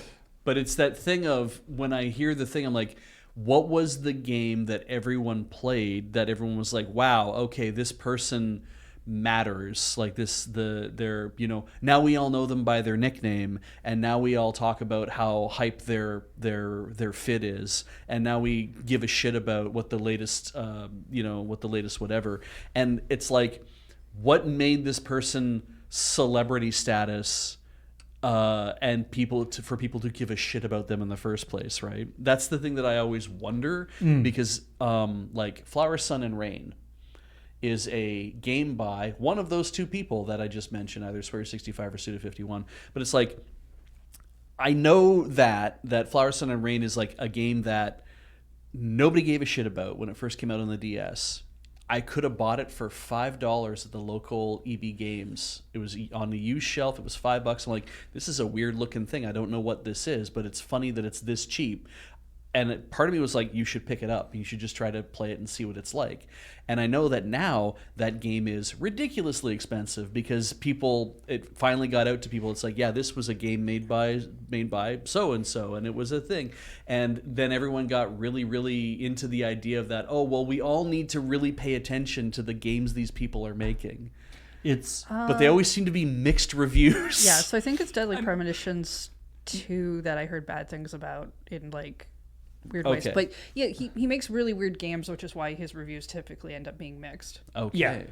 And usually, interesting but flawed games. Yeah. Yeah, where some of the flaws are part of the charm. Then that's important and interesting to me then, and I'm like, good, because that's like the person whose name I forget who made Katamari Damacy, who also made Nobi Nobi Boy and like some of those other things, and I'm like, oh yeah, I do want to know about that person who makes those things, because they do make an interesting, unusual, and tend to follow the same, or similar formulas in terms of look or in terms of like what I want you to do with the game. And so this is the same thing where it's like, I hear this name all the time come up, where it is never tied back to, the guy who made this. Right. Well, right. I mean, here's the thing for you. I don't think Swery has ever made a game that you personally would be interested in. Same, honestly, with Suda 51. Yeah. Yeah. Because honestly, in the end, I see like a lot of games, especially older ones, and how expensive they are now because they're considered collector's items or whatever. Yeah. And I look at them and I'm like, cool, but I know I would have never played that one, so I don't really care that I never picked it up. Right. I care when it's a game that I'm like, man, that one seems really neat. I'd like to check it out. It's like $600, and all I want to do is play it. Right. I guess I'm going to go find an emulator. Yeah, whether you want it as a collector or actually to play. Yeah. Yeah, Keita Takahashi, that's who I was thinking of. I couldn't remember their name properly. Yeah. But Wadum's an excellent game. Yeah. But like, yeah, Erlen says, I don't think people mention MGS often when they just say Kojima either. But it's like, right, but if you were to say, hey, tell me some games that that Kojima made, right? And it's like, Metal Gear Solid. Like, that'll be one of the first ones you'll think about. Yeah. Because it is a series that he was involved in every aspect of that series for like forever kind of thing. And then you'll say, and Death Stranding. Was there anything else in the middle of that? I think he'd made another game. Yeah, there's a few. Yeah, but it's like, but you don't really think play about a lot all of his those. games, You so think I of Metal Gear really Solid, you can't. think of Death Stranding, and it's like, okay, well, those were things that definitely were Zone of the Enders. See, I don't think about that, right? Again, these are games you even play, so I don't. Yeah. But I'm thinking about more like the penetration of the zeitgeist. Like for people who play video games, it's like even somebody like me who doesn't play those games is like, I still know who Hideo Kojima is. and I know what his big hits are, and therefore that name is important. But you might only know who he is because he keeps showing up on stage with Keeley. There is a chance that is the case. Like that's possible. But like if you say like Miyamoto, right? You just have to say Miyamoto. Like you actually Again, don't he's just the guy who shows up and directs sometimes. right. But it's like, what did he make? And it's like Mario. What else did he make? Legend of Zelda. And what else did he make? Pikmin. Like I mean, I had to reach for that one to be like that was wholly his design. But it's like, yeah, those. That's why it's like I just want to know when we name the name of a person, especially somebody who has a fucking nickname. Yeah. It's like, what did they make that means that we need to know who they are? The answer is Deadly Premonition. And Who's I'm like, the okay, guy? Who's that's the good guy to with the know. moon for a head? Yoko Taro. Yeah. Yeah, Nier. Like Nier Automata, right? And it's like that's enough. I know he made Drakengard as well, but it's like Nier Automata. You talk about nicknames and things, and like most of the time, I just remember that he wears a moon on his head sometimes. Sure, all the time. He All only the appears time. in public with that on his head. Yeah. Yeah. Well, I mean, he probably goes out to like Don Quixote or whatever to pick up shit and doesn't have the moon on his head. I'm Yeah, sure that probably. happens, but I'm sure for events, if Yeah. he goes to those, maybe he doesn't. it's I like don't know. Otto, right? I'm sure Otto goes to the store and she buys like whatever at the Family Mart, and then but when she's performing on stage, she's always backlit and always in shadow, and you don't know who she is. You don't know what she actually looks like. But yeah. Anyway, I'm just saying, there's ways to know who these people are without knowing what they're associated with.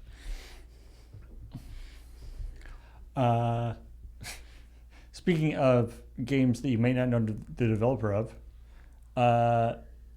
Senuna Saga, Hellblade 2. Hellblade, Senua's Saga? Senua. I don't know how you actually pronounce it. Senua. Senua's. Isn't that the game where you hear voices while you're I playing believe in the so, first yes. one? Wait, so they've renamed it by So the first game was called Hellblade. okay. The second game was called Senua's Saga Hellblade 2. That is Okay. the second game. Okay. Yes. They have now renamed the second game to Hellblade 2 : Senua's Saga. I think that makes Okay. more sense. They flipped it. Yeah. Right. Okay. Because Hellblade 2 is probably what people were actually calling it. Right. But this is like 2 years after the game came out. So they're just renaming it like in the... Which seems weird. Are they making I a like third it. one? I like this. Apparently they are. They're making another... Well, they're making another one that's just called Senua. No Oh. Hellblade part. Oh. Okay. Okay. So they're trying to establish a line between, but that's like making it. We're calling it Persona 3. They teased the It's third like, game as Hellblade 3 originally. Now it's... Well, I mean, yeah, teases do that. That's... See, Okay. the problem is, like, I saw somebody in the comments here that they were saying, like, this is great because now, like, alphabetically, it's right beside the first one.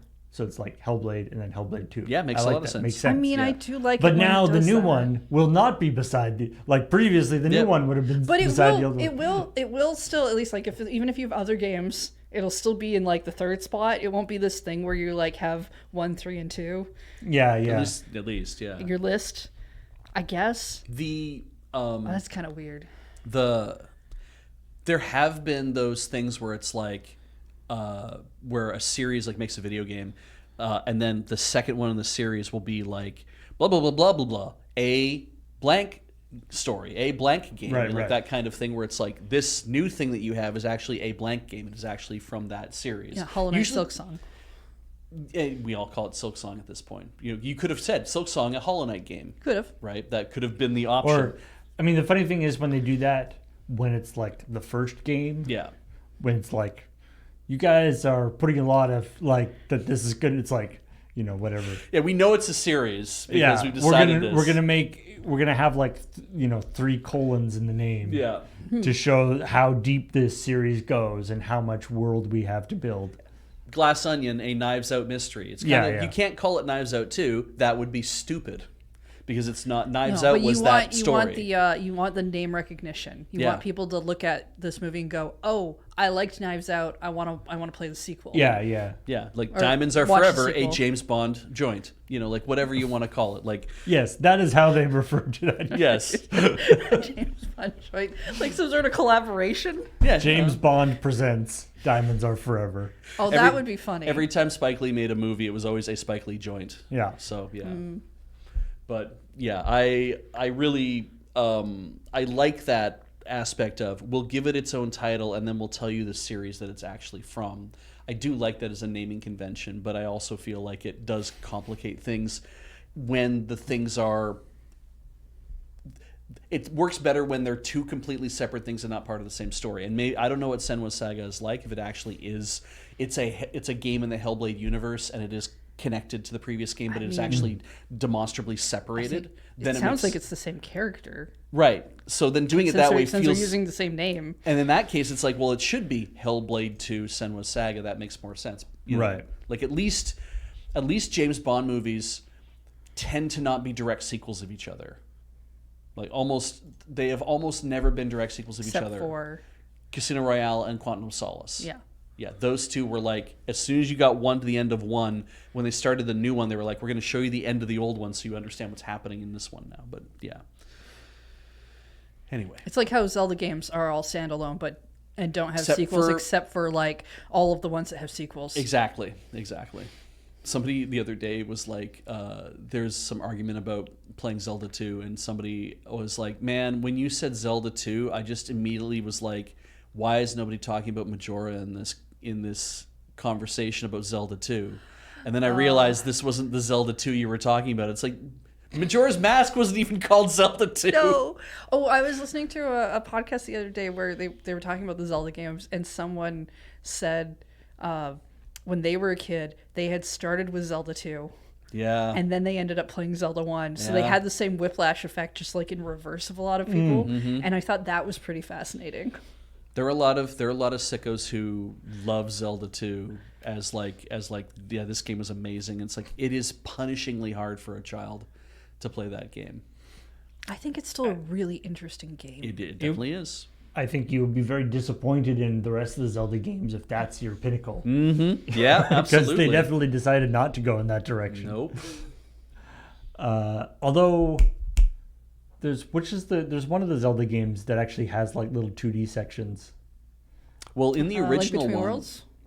Like the one where you fly yeah, around yeah, the wall? yeah. Yeah, it's Link Between Worlds. It's Yeah. great. because in the original Legend of Zelda game, like for the NES, there are some sections where you'll go to a ladder or whatever, and then it'll go 2D where you'll like go down. Yeah, because you're instead of doing top down, you're now doing kind of a platformer level. Yeah. And you For climb a up and you brief grab a bit. thing and you come back and you Right, go to the right. thing. Yeah. But like the actual, I zap myself into a wall and go around corners Right, and yeah, do that's- stuff that way. yeah, That's like- Link Between Worlds. Yeah, so good. That's a game they really should pull to Switch. At some point, yeah, I think they should. I was just looking up and remembering talking about game titles. The one I liked the best because it's one that I actually played some of was the Dark Forces series in No. video games, Right. Which is which are the Star Wars. They're sort of Star Wars expanded universe. Star Wars Dark Forces. Yeah. Oh. And so the Okay. first one was Star Wars Dark Forces. Second one was Dark Forces 2 Jedi Knight. Yep. And then there was Jedi Knight 2 Jedi Outcast. Wow, And unfortunately they didn't continue it. I There hate wasn't that so that's too much. bad. Yeah, there wasn't just- Jedi Knight 2. There was a Jedi Outcast 2 Jedi something else. Like if you're gonna go with a naming scheme like that, you might as well go all in. Yeah. Like as much as we make fun of like some of the stuff that Square puts out, like Daily Life or whatever, at least it's kind of funny. Well, like Or 13-2. all the naming stuff around that era sucked as well because like Rogue Squadron, 358/2. right? Star Wars Rogue Squadron. The follow-ups to that were like Star Wars Rogue Squadron 2, Rogue Leader, and then I think there was a Star Wars Rogue Squadron 3 game which was Rogue something else. But everyone always referred to them as either Rogue Squadron, Rogue Leader, or whatever the next one was, right? They never referred to them by the number in which they fell in the thing, which is why I can't remember all the titles because it was just like Why did you call it Rogue Squadron 2 Rogue Leader? That's a little more difficult to remember than just if you said it was just Rogue Squadron 2 and you just left it at that. Yeah. Yeah. The Rebel Strike, that was Rogue Squadron 3. Thank you. The desire to make the titles of games more and more either more and more complicated, Yeah. or the opposite of that, which is they just don't. They just call the sequel the same name again. God of War again. This is just God of War, and it's God of War again. You know, like here we go. Yeah, or where they just started like the Call of Duty games where they just started again. They were like, Call of Duty, Medal of Honor, and then they did Call of Duty's and Medal of Honor for a while. Yeah, and then Call of Duty 5, and they just did Medal of Honor again. Right, because then Modern Warfare. They made a new. Oh no, sorry, yeah, Modern. No, that's it. Call of Duty 2 or 3, Modern Warfare. Yep. And then they did a couple of Modern Warfare games. Yeah, that did not have the word Call of Duty in the beginning. Yeah. Right. And then they reset it, and they did another game called Modern Warfare. Yeah. And then keep going. They did another Modern Warfare 2 and another Modern Warfare. Mm-hmm. Yeah. It's really funny when a franchise gets so far that they decide to just start over. And so I think God of War did that too. Yeah, it's just like, we're just going to call it the original title, and then everybody has to be like, what date did this one come out? Because date. Yeah, and of course, as Erlad says, Mortal Kombat and Mortal Kombat 1, which is the sequel to Mortal Kombat. Oh yeah.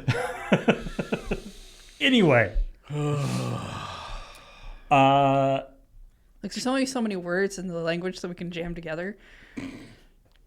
So there's been there might be more of a story about this in the coming week or weeks, because it's sort of an ongoing thing. But the new person in charge of Xbox, Asha Sharma at Microsoft, has been shaking up things a lot.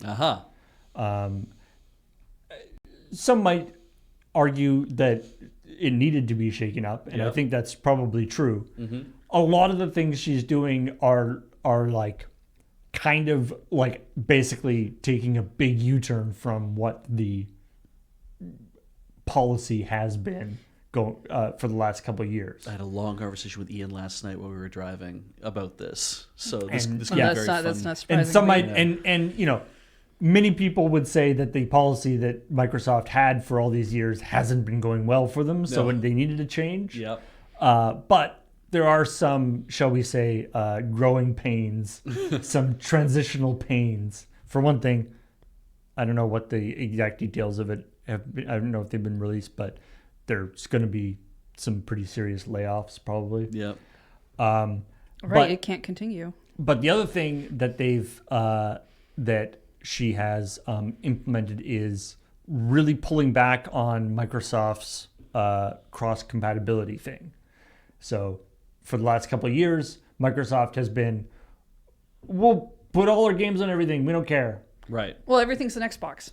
Well, yeah, that was their actual marketing tagline, was everything's an Xbox. But then also, but they were not. And they've been doing cross-platform stuff to PlayStation and to even to like some Switch stuff.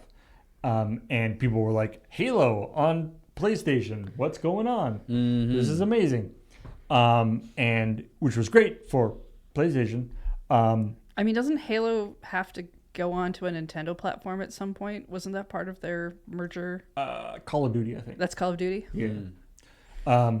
Yeah, I mean, that, although one could argue that part of this like multi-platform push is because of that, like because of the sort of image they were trying to project because of the merger thing. Anyway, she's pulled way back on that. Right. She's like, okay, well, multiplayer games, we're still going to do multi-platform. Okay. So your Call of Duty and that sort of stuff. Yeah. But it's saying we're now going to start clawing back some of our single-player games or some of our non sort of build exclusives, give people a reason to buy the platform. So we're going to have exclusive stuff. Yeah. Okay. So one of the first games that is being hit by that is the new Gears of War, which has traditionally been it's been sort of a prominent Microsoft franchise. there's a new Gears of War game coming out, and called E-Day, and it's been teased for a long time. This is like after D-Day, we get E-Day. I guess. I think that's the day that all the monsters come out of the ground. Oh, Emergence Day. Yeah, Emergence Day. basically all the things that caused The all the day problems. that all the monsters debut. Oh, Yeah. how good for them! I hope they get to dress up nice. If you Gears mean of by War dress up, eBay. if you mean dress up nice in the blood of their enemies, then probably yes. As long as it's fashionable. Like if this game doesn't do good, people will be reselling their copies on eBay, and that will be the joke There about you go. this game, right? Gears of War, Mm. E-Day, eBay. Anyway, it was going to be a cross-platform release. Okay. In fact, it had been. Oh, was this the one where they basically It had been- there was like, a- it'd there been was a s- rated and it was basically done for PlayStation? There was a and SKU now they've- for and- PS5. and they've like just called it back. Yeah, there's a SKU for PS5, and there's ratings and everything, and it is now not going. It is now going to be an Xbox exclusive, and This means according they- to at least someone close to the thing, saying there is basically a finished version of it sitting Yeah, on a hard drive. Which somewhere. means they've done all the work. yeah, Time and effort was put into making this version. Yeah, they paid people to do this, and they said now we're going to not release it. The funny thing is like the calculus is by doing this, who do we upset? The people who are not on our platform. right. Like I get why they're like we're making the hard choice, which isn't even that hard a choice at all because ultimately, who are we making mad? Oh, it's people who don't own an Xbox. They're Well, not our customer. I mean, the calculus is, we want to sell copies of this game. Yeah. Right? So does the increased market that we are open to by making it multi-platform balance the lack of incentive for people to buy Xbox? But that is also that's based on a strategy that was like we're doing this because so if your strategy is what do we want to do? What we want to do is make money. Okay, so is the thing that's like what do we make here? It's like well we make money. That's what we make here no matter what. When it comes down to it, we make money because we like money. So if we're here to make money, okay, we'll sell this game everywhere. Then it doesn't matter who has what device. We know that we can sell 100 million copies of this game. I don't know, whatever, right? We would sell this game everywhere. If that's your strategy, then that's one thing. But if the strategy is, well, what do we make here? It's like, well, we make Xbox. Well, what is that? Well, Xbox is actually a restricted platform. Like it's a console and it's games that run on Xbox and that's what it is. It's like, oh, well, what's the strategy? Then it's like, well, we make Xbox and therefore what we want is to sell Xbox. And if we're not selling Xbox by selling video games on a different platform, then what the fuck are we even doing with those games? We should be selling them only on our own platform. And we're back in that problem of, well, then you better have the best goddamn game in the universe, or and a platform to match, like and a platform sure. to match. And yeah, so I mean, I think it's that question of what is an Xbox, Yeah. and what are we doing with our plan, has been something that has been not clear to Microsoft for quite a while now. Yeah, for about I think since basically Xbox One days, where it's like that was not doing as well as 360, and this has just kind of become a worse situation. I mean, it is though. I would say probably unprecedented for them to basically have a game done and then go so hard into we have to be exclusive to just not even sell that game. Like It is because usually I would think that your plan would be like, all right, we heard you. People don't like that. Why did they bother buying a box when there's no exclusives on it? Yeah. We're going to go back to that. Blah blah blah. And maybe you have games that have sort of started, and you're going to pull back on that and make those exclusive. But a thing that's completely done, you would think get it out there. we just let it go out. It's already done. According to this article, actually, apparently this also happened to Gears of War 3. That a few years ago there was a leaked PlayStation 3 build of Gears of War 3. Yeah. Obviously, again, it wasn't complete. But Yeah. who knows how far along it was. It is. But so apparently they were going to port it and then stopped already for a different Gears of War game. It is a rare experience for me to encounter a video game in the market that is so good that you would spend $1,000 on it, because that is essentially what they are asking here. It's like even if the purchase is decoupled, right? Because like you have to buy an Xbox, $600. Is that how much they are now? Sure. But it's like if you have to spend $600 on this and then you have to buy the game, so $90 for the game, $80 for the game, whatever. Let's just round everything up and say it's $700 Right. US for the Okay, whole thing, sure. or bundle it. I don't give a shit. But it's like having to say to somebody that's like, well, we're gonna pull that game away so it's not on PlayStation, so that people will then have to, if they want to play it, they have to have an Xbox. It's like, so what you've said is your game is so groundbreaking, so world-changing, so much a game that everybody wants to play, that the people who own the Xbox will be very pleased that they only have to pay this much money to add value to the platform, and people who don't own it are now losing their minds heroin style that they have to spend $700 in order to participate in that game. Yes. Do you really feel So that what your you were game is describing- worth multiple $700 purchases? You were describing what is called a system seller. Yes, I am. Yes. And that's the thing is, it's like I don't think there have been generational games of that type that have been so compelling to people that they're like, I will go out and buy a brand new box to put in my house to be able to interact with that. There are people who I mean, I think there buy are, a system There are for very few. for one game.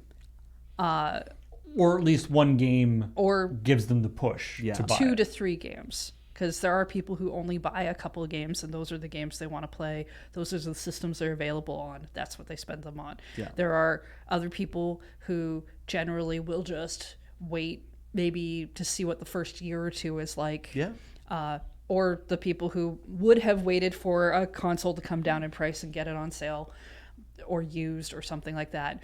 And then, of course, you do have the people who will just buy the system regardless. Yeah.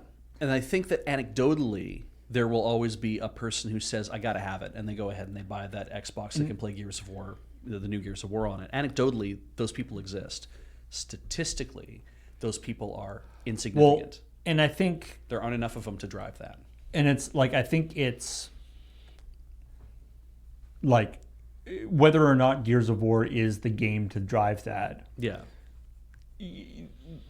Doing it at this stage is not it. No, because Like it's got it like that's part of like the hype of a new console. yeah, it's a system seller is usually something you want when the console is new, Yeah. and then again in a year or two, something different that grabs the other group of people who weren't that interested. Doing a pivot so late in the console cycle is a tough one. And Yeah. also when every console is either it's going to remain the same price or it has gone up in price. It's like you are asking way too much of your potential fan base, of the fan base you're trying to win over. I'm like, I feel that the people that you would have, that would be like really into E-Day on PlayStation 5 are not people who are going to turn around and be like, welp, I guess I'll go spend that money on an Xbox because they decide to fuck me on it. They're going to be like, there's going to be lots of bad feels there in the first place. I don't think you're thinking about the people who don't own your Xbox already. I think what you're thinking about at this point, especially because it is this late in the cycle, is the people who have who purchased your Xbox day one, regardless of whatever brand loyalty, whatever reason they did, expecting there to be exclusives that they would only get to enjoy on this thing. And they're looking at the other consoles and going, well, I could have just bought a PlayStation, got the same games, and got some other games that are exclusives to that. They didn't. And now they have this box, and then when the next generation hits, if more boxes are being made, why should they buy it again? It's fair, because... And so to make this turn here is to say, don't worry, next time we'll totally do it that way. Right, because what you're doing is you're trying to reinforce the that makes sense, yeah. You're reinforcing the value, because you're basically saying it's like no, you made the right decision. Yeah. And so therefore the next time Xbox comes out, you made the right decision the first time because you got to play Gears of War. So you'll do it again. Yeah. Because I assume you know this is our strategy with Xbox is everything being their tagline, and them they like we're talking about console exclusivity, like because they'll probably put a lot of these games still on Microsoft eventually, or PC or whatever. Yeah. But between that and the you can get our games on other things, so why buy an Xbox? I assumed they were looking at the future and being like, well, maybe we don't really care about making a box. That was kind of the way I thought they were going. Yeah. Same with This me. pivot says otherwise. Yeah. Because they've been because when people have asked them about the hardware aspect, they've been very cagey about it. Yeah. And talking about, and sort of pushing into the sort of the portable devices and all sorts of stuff. Yeah. Ian had the opinion that Asha Sharma is the sin eater. And I had to have him explain what that meant. Is this a Dune thing? I don't actually. I don't think it's a doom thing, but the idea that she's gonna do a lot of difficult things that'll be very unpopular and then leave, and everyone will go, well, yeah, good thing we got rid of her. They basically get to blame the dissolution of the Xbox business unit on one person, which will be her. She's being brought in to basically dissolve everything that's going on there, which would essentially end up being, I guess, and if you draw forward the way I see it being drawn forward from there is like, if the whole point of her is to dissolve the Xbox business unit, it's to basically say Microsoft will have a business unit called Microsoft Games, where it's like they own Bethesda and all these other whatevers, right? And it's like they don't produce for Xbox anymore because Xbox itself has been completely just closed down as a going concern, and that was her job, is to come in and say this will all go away, which I thought was a very interesting way to look at it. It's like she was brought in to do the hatchet job, and then will be pushed off to wherever after that. Well, and I'm like, well, that could also be a thing that happens. Possible. But I hope she's being very well paid then. yeah, like it's like, okay, that's fair. I don't know if that's true. I don't particularly believe that. I still think that I could Xbox see why people would say it. yeah, and I still feel that Xbox's strategy was to develop a reference platform to be like, this is what the Xbox is, and then if you want to develop better Xbox beyond that, as Asus or as like a Samsung or whomever, as Huawei or whatever, you can do that. You can develop an even more pro Xbox, but Xbox has to be this to start with, and then that way devices would be like this. And we had to go around about that, and ultimately, yeah, that's also a really hard lift for a lot of hardware companies, just saying, take on the burden of creating the Xbox for us. They're not going to want to do that. Yeah, I don't think people are going to want to do that, and even if they do, I feel like it'll be like what we saw with the Rogue Ally X.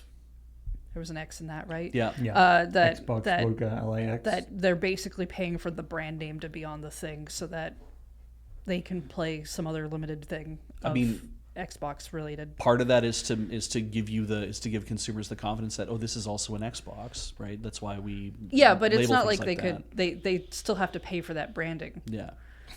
That being said, the ad of the like, this is an Xbox. Yeah. That I did like was they had, I don't know what her name is, but they had she was like an ex-Olympic boxer. She was like, I'm an Xboxer. Yeah. This is an Xbox. That's pretty funny. Anyway, final story I want to talk about. Speaking of CEOs doing things, WWE 2K26, the latest WWE game, is getting this is season 3 of the wrestling games thing. They're adding Matt Cardona, Tori Wilson, Brian Pillman, but they're also adding Take-Two CEO Strauss Zelnick, who I think has Take-Two's the parent company of 2K Games, and he's just literally their CEO. Read me all 4 names again. Matt Cardona. Okay, probably a real person's real name. Tori Wilson. Again, probably a real person's real name. Brian Pillman. Definitely sounds like a real person's real name. It sounds like it should be like Bill Pullman, but anyway. Okay. And Strauss Zelnick. A made-up name for a made-up character. Not a North American name. Real man. He is a cruiserweight with a rating of 77. Yeah, so not the best, not the worst, but there you go. He's got like custom commentary and stuff, and he comes out to Frank Sinatra's My Way. And that is exclusive to his entrance music. Yep. Normally you can like use other people's entrance music when you make like your Custom own scenario. custom fighter Yeah, or yeah. whatever. In this case, you cannot use his entrance music for anyone else. Yes. This is a game that people can get on onto their PCs. Yes. Then there is a system where someone has routed around, or will route around that. This feels incredibly odd because part of me is like, this was either a vanity project on the part of Strauss Zelnick saying, "Hey, I want to be in the new WWE. Put me in the game. God damn it! I own the studio that does this." Or this was some people looking for a big fucking promotion. Could be both. It's not like Strauss Zelnick is, he's not like Not like Lars Wingfors, absolutely. well, no, but not like Vince McMahon or somebody who did actually go into the ring and is like super buff. Exactly. Or at least he was. Yeah. This guy, like, he's just a CEO. He didn't really like, he's the CEO of the company. He didn't have any strong connection with the game, even like he didn't work on the game or anything. Yep. He's CEO of the parent company of the company that made the game. Yep. I'm gonna say what I've said previously in talking about this. When we've had our private conversations about this, is I'm like, this is pretty low-hanging fruit in terms of I want to do something to do something nice for my boss or funny for my boss or whatever kind of situation. It's like, sure, put your CEO in your video game and make them like good People at the do whatever that. and give them special whatever. So I'm like, no. If you're not thinking three-dimensional chess enough about this. You shouldn't put your CEO in your video game. You should put all the other gaming CEOs in your video game. think How that much would would you get like to you- be playing WWE where you get to beat the shit out of Cody Bobick? I think that you would get into a lot of shit for that. I don't know. It's a completely different person, different name. How would you possibly tell what's actually going on? This jobber with a rated a 24. It's like, it could mean anything. Yeah, why aren't right. you as the CEO asking for that to happen? Stop it. What Stop if, your shit-eating grin. Stop it. what if this was a secretly a skunkworks or not a skunk but a secret project where for other possibly nefarious reasons they wanted to get a full body scan of the Take-Two CEO, Because he's actually passed away, and we need to have somebody go on the calls and or pretend to be him. to make some sort of Mission Impossible style disguise. Right, exactly. And so they had to come up with an excuse why they have to full body scan him, and they're like, "We'll put you in this game." Right. Yes. Actually, that's very good. I like this idea. There's a whole thing going on behind the scenes that we won't ever see until Tom Cruise makes a movie about it in 20 years. He'll be 98 by that point. I'm pretty sure. He'll be dead. You know that the things that happen in Mission Impossible movies Are not based on Tom Cruise's real life? Are not based on real life events. Oh, I thought they were all things that Tom Cruise did for real, and then they just decided that if they filmed what happened, nobody would really. In a lot of cases, the things that happen in Mission Impossible are things that through the course of filming Mission Impossible, Tom Cruise has done for real. Yeah. Oh yeah. Fair. In the sense of jumping out of planes and falling off things and exploding and all that kind of Assumed they stuff. were Oh, just that's all. not so special. I fall off of things all the time. Yeah. It's true. I just assumed that these were all plots of Xenu anyway that he was foiling. So Anyway, I think that's all the stuff that I want to talk about. If you talked about in the comments for ChillPoint, but if you have any other games that you saw either at the Summer Game Fest or at one of the mini games Or presentations just that the are trailers associated. that floated down because people were like, "Oh, we could put out a trailer now too." yeah. Yeah. That happens. if you're a game developer, you don't have to wait until everybody else put out trailers. You could also just put out yours whenever. Just be sure to email Summer Games Fest about that, and they'll put it on their website. Nobody wants to put out a game anymore anytime between like September to halfway through October, because that seems full. And whenever GTA 6 is happening, Nobody wants to release games anymore. November. is it November? Yeah, there's. They didn't delay it again. No, that's when it's been. It's been locked in on November for like 6 months or so. Yeah. But there's actually a story I saw on. I think it was on like a PlayStation blog or something. But it was like, I think that the headline was like, November is going to be silly or something, because it's like the number of AAA titles that are releasing in September. Yes. In order to avoid GTA 6. Yes.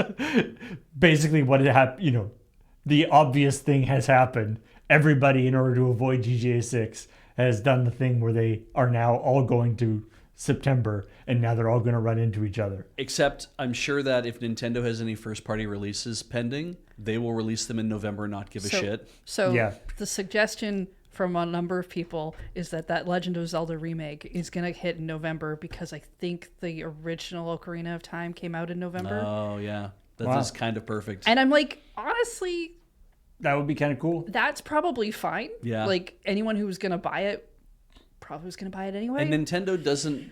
So the thing also, I mean, the too... crossover is not nearly so dangerous. Nintendo has never given a shit about first-month sales. Yeah. Yeah. Well, I shouldn't say never, wouldn't say but in the that. last 5 or 10 years, I don't think they've given a shit about first month sales. I don't think they they- realize that they're like, we can sell a video. We know that Mario Kart 8 Deluxe sold #1 for the platform for about 3 years straight.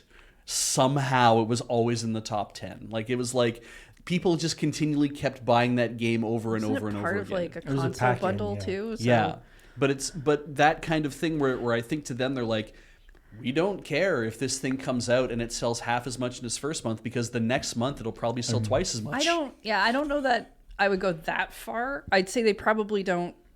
They don't put as much stock in it. They don't maybe care as much if their game comes out at the same time as another game, as long as it's not the same genre. When you're a company with like over 100 years of history making stuff, I have a feeling there's probably something baked into the culture of the company. It's like, we don't have to stress month by month sales. You say that, but they still have investors. They still have investors. So they still have to like stress it somewhat. Yeah. I think, like a game coming out and flopping in terms of like sales would still concern them. Yeah. Yes. But I don't think they're on. I don't think Everybody they're on the phone. 1-2 switch. I don't think they're on the phone to their investors after the first month, being like, "Oh fuck, nobody bought Ocarina of Time. Everything's going to shit," and they hang up the phone. I don't mean, think they're doing that. That's never so- happened because everyone bought Ocarina of Time. But there's that too. Yeah. I'll reiterate, I said this a few weeks ago or whatever, but I'm going to say this. I don't know anything about GTA 6. I quite have enjoyed previous GTA games. Yep. But I'm going to commit right now. I will not buy GTA 6 in the first month that it came out. If you're a game developer, Yeah. your game coming out in the same month as GTA 6 will in no way Be effective. affect For Paul. whether or not I buy your game. I'm not saying I will buy your game. Yep. And I'm not saying I'll never buy GTA 6. Yep. But I'm just saying it's this thing where everybody is like shifting around all their dates to try to get away from this thing. It's so annoying. I hope Yeah. that's when we get the Silksong DLC. Yeah, me too. I was thinking the same Yeah, thing. I'd be okay with that. If Sea of Sorrow drops in November, that would 'Cause- just kind of be amazing. I know I'm not going to get GTA. Yeah. That's not my game. Yeah. So you know is a lot what? of Give other me the people's thing game. that I want. Yeah, I think any AAA release, coming out now and saying actually we're releasing in November, like they just say that's what we're doing, they will get a shit ton of press.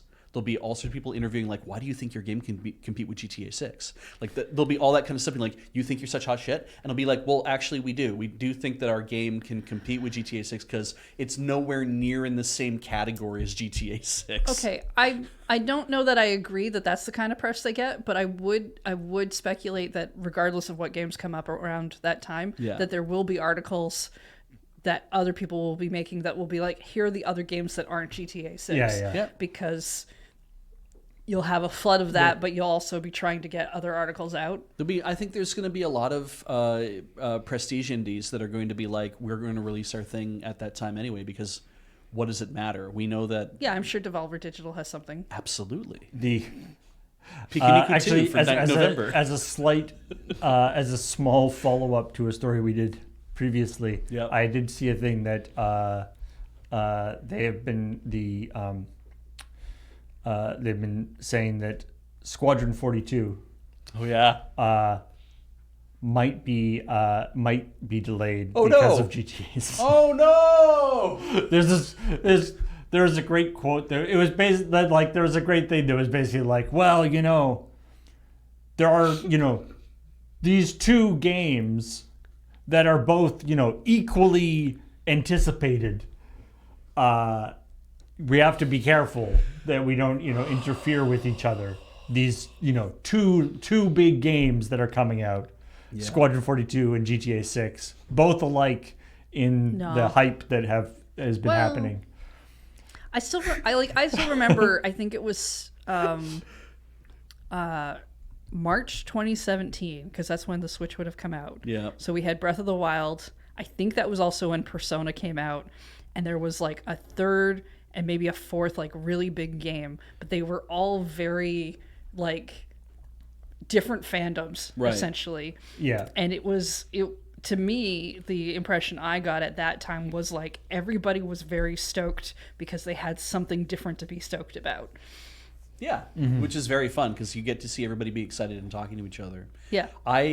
What I want. Man, I remember when things were fun. What I want is for, I mean, if knowing Devolver, also I think they've actually said that they're doing an event in November. So let's pretend.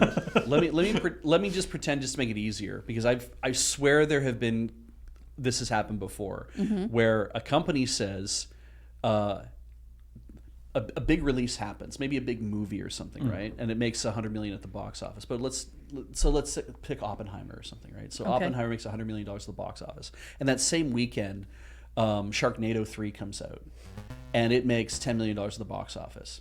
And so the company then the production company or PR company for Sharknado 3 puts it a thing and be like, oh, titans of theater have revitalized the box office with Oppenheimer and Sharknado 3 making a combined $110 million at the box office. I love those things. I love when it's like you can say shit that's true that doesn't mean anything. Sharkenheimer? Well, it was Barbieheimer. It was Barbenheimer. I know, Yeah. but It I was was Barbie thinking, when it came out. But Sharkenheimer would be. But if Sharknado came out the same week, I'm thinking, Sharkenheimer. So I want Sharkenheimerado. I want that kind of thing for Devolver to come out with whatever they're going to release and then smush that shit together with GTA 6 and talk about how they're revitalizing the gaming industry with all this money being spent between their game and also GTA 6 makes it combine this. I want that kind of thing. I feel like September is roughly when maybe we find out what's going to hit in November, like what might try to push hitting in November, just because even this far out, you can still have a weird delay happen, and your safer bet would be... I mean, the next thing you know, your game that was supposed to come out in September is like actually it's creeped increasingly closer. Well, I to mean, November. Mina the Hollower was supposed to come out in, I think, on Halloween last year, right? And then that ended up getting delayed, probably like for, I'm assuming, good reasons. It probably needed whatever, but it's out now. It seems like it's doing very well. I'm seeing a lot of people say 10 out of 10 because I'm gonna try that one. Apparently they are slaves to the Souls-like franchises. Okay. I've heard many people say they enjoy it. That's good. And I'm it's glad. fun. Yeah. I've heard some people don't like it. But that's fine. Yeah. I haven't played it at all yet. Yeah. Just causing trouble. It's I think like 25 Canadian. So it's pretty cheap. It's a very affordable way to jump in. Yeah. I'm willing to just buy it because it's not Shovel Knight. There are people who are mad about it. I don't hate Shovel Knight. I just am bored of Shovel Knight. I know that there are people who... It's nice to see them doing something else. Exactly. Whose negative opinion is basically, this thing looks like Link's Awakening on the Super Game Boy, but plays like Dark Souls, and they were like, "That's not what I wanted. I thought I was getting a new like Link's Awakening on the Super Game Boy looking type thing that was going to be really fun." Like, and it's like, yeah, but it's not. It's a lot more like a Souls-like game. And I mean, to be honest, like Shovel Knight to me felt like that kind of thing as well. The idea of like you die and all your shit gets left here, and you have to go back for it. Like, There's lots of indies that make top-down Zelda-like games. Yeah. Blossom Tales, It'll Do. Yeah, I'm sure there's some newer ones. those were so fun. Games are allowed to be hard Yeah, and not be called Souls-like. that's true. We had hard games before Souls? Before Yeah. we just talked about why don't we call them Link 2-ish games? Yeah. I thought Souls-like had to do with a game having that mechanic where you leave souls behind or something. But I Run guess back. maybe people just call them that now. If it's I got a mean, people, difficulty. there's a lot of definitions. I assumed it's a game where you're constantly doing combat rolls and avoiding long attack sequences by bosses, so you can get a single hit in, and then, which is basically Gradius. Like, I think you're just thinking of D&D. I think I think a lot of people would have a lot of different descriptions of what a Souls-like is. Yeah. When you start, especially when you start extending it past games that are obviously inspired by Dark Souls into any other stuff. Anyway, Let's wrap it up. let's wrap it up because Heather's got a stream again. Yeah, later on. I gotta go set up for a stream. nice. So thanks everybody for joining us. Put what games you're interested in the comments. But for now, thanks for joining us and thanks for supporting us either on Patreon, patreon.com/LoadingReadyRun, or here as being a member of this YouTube channel. You can get your name in the credits of the checkpoint if you become a member of this channel. Or you can just follow or just say hi and tell your friends about us. That's all very nice. And you can also check out store.loadingreadyrun.com where there may be some new stuff there very soon. I hope. If all goes according to plan. So check that out. But for now, we will talk to all y'all later.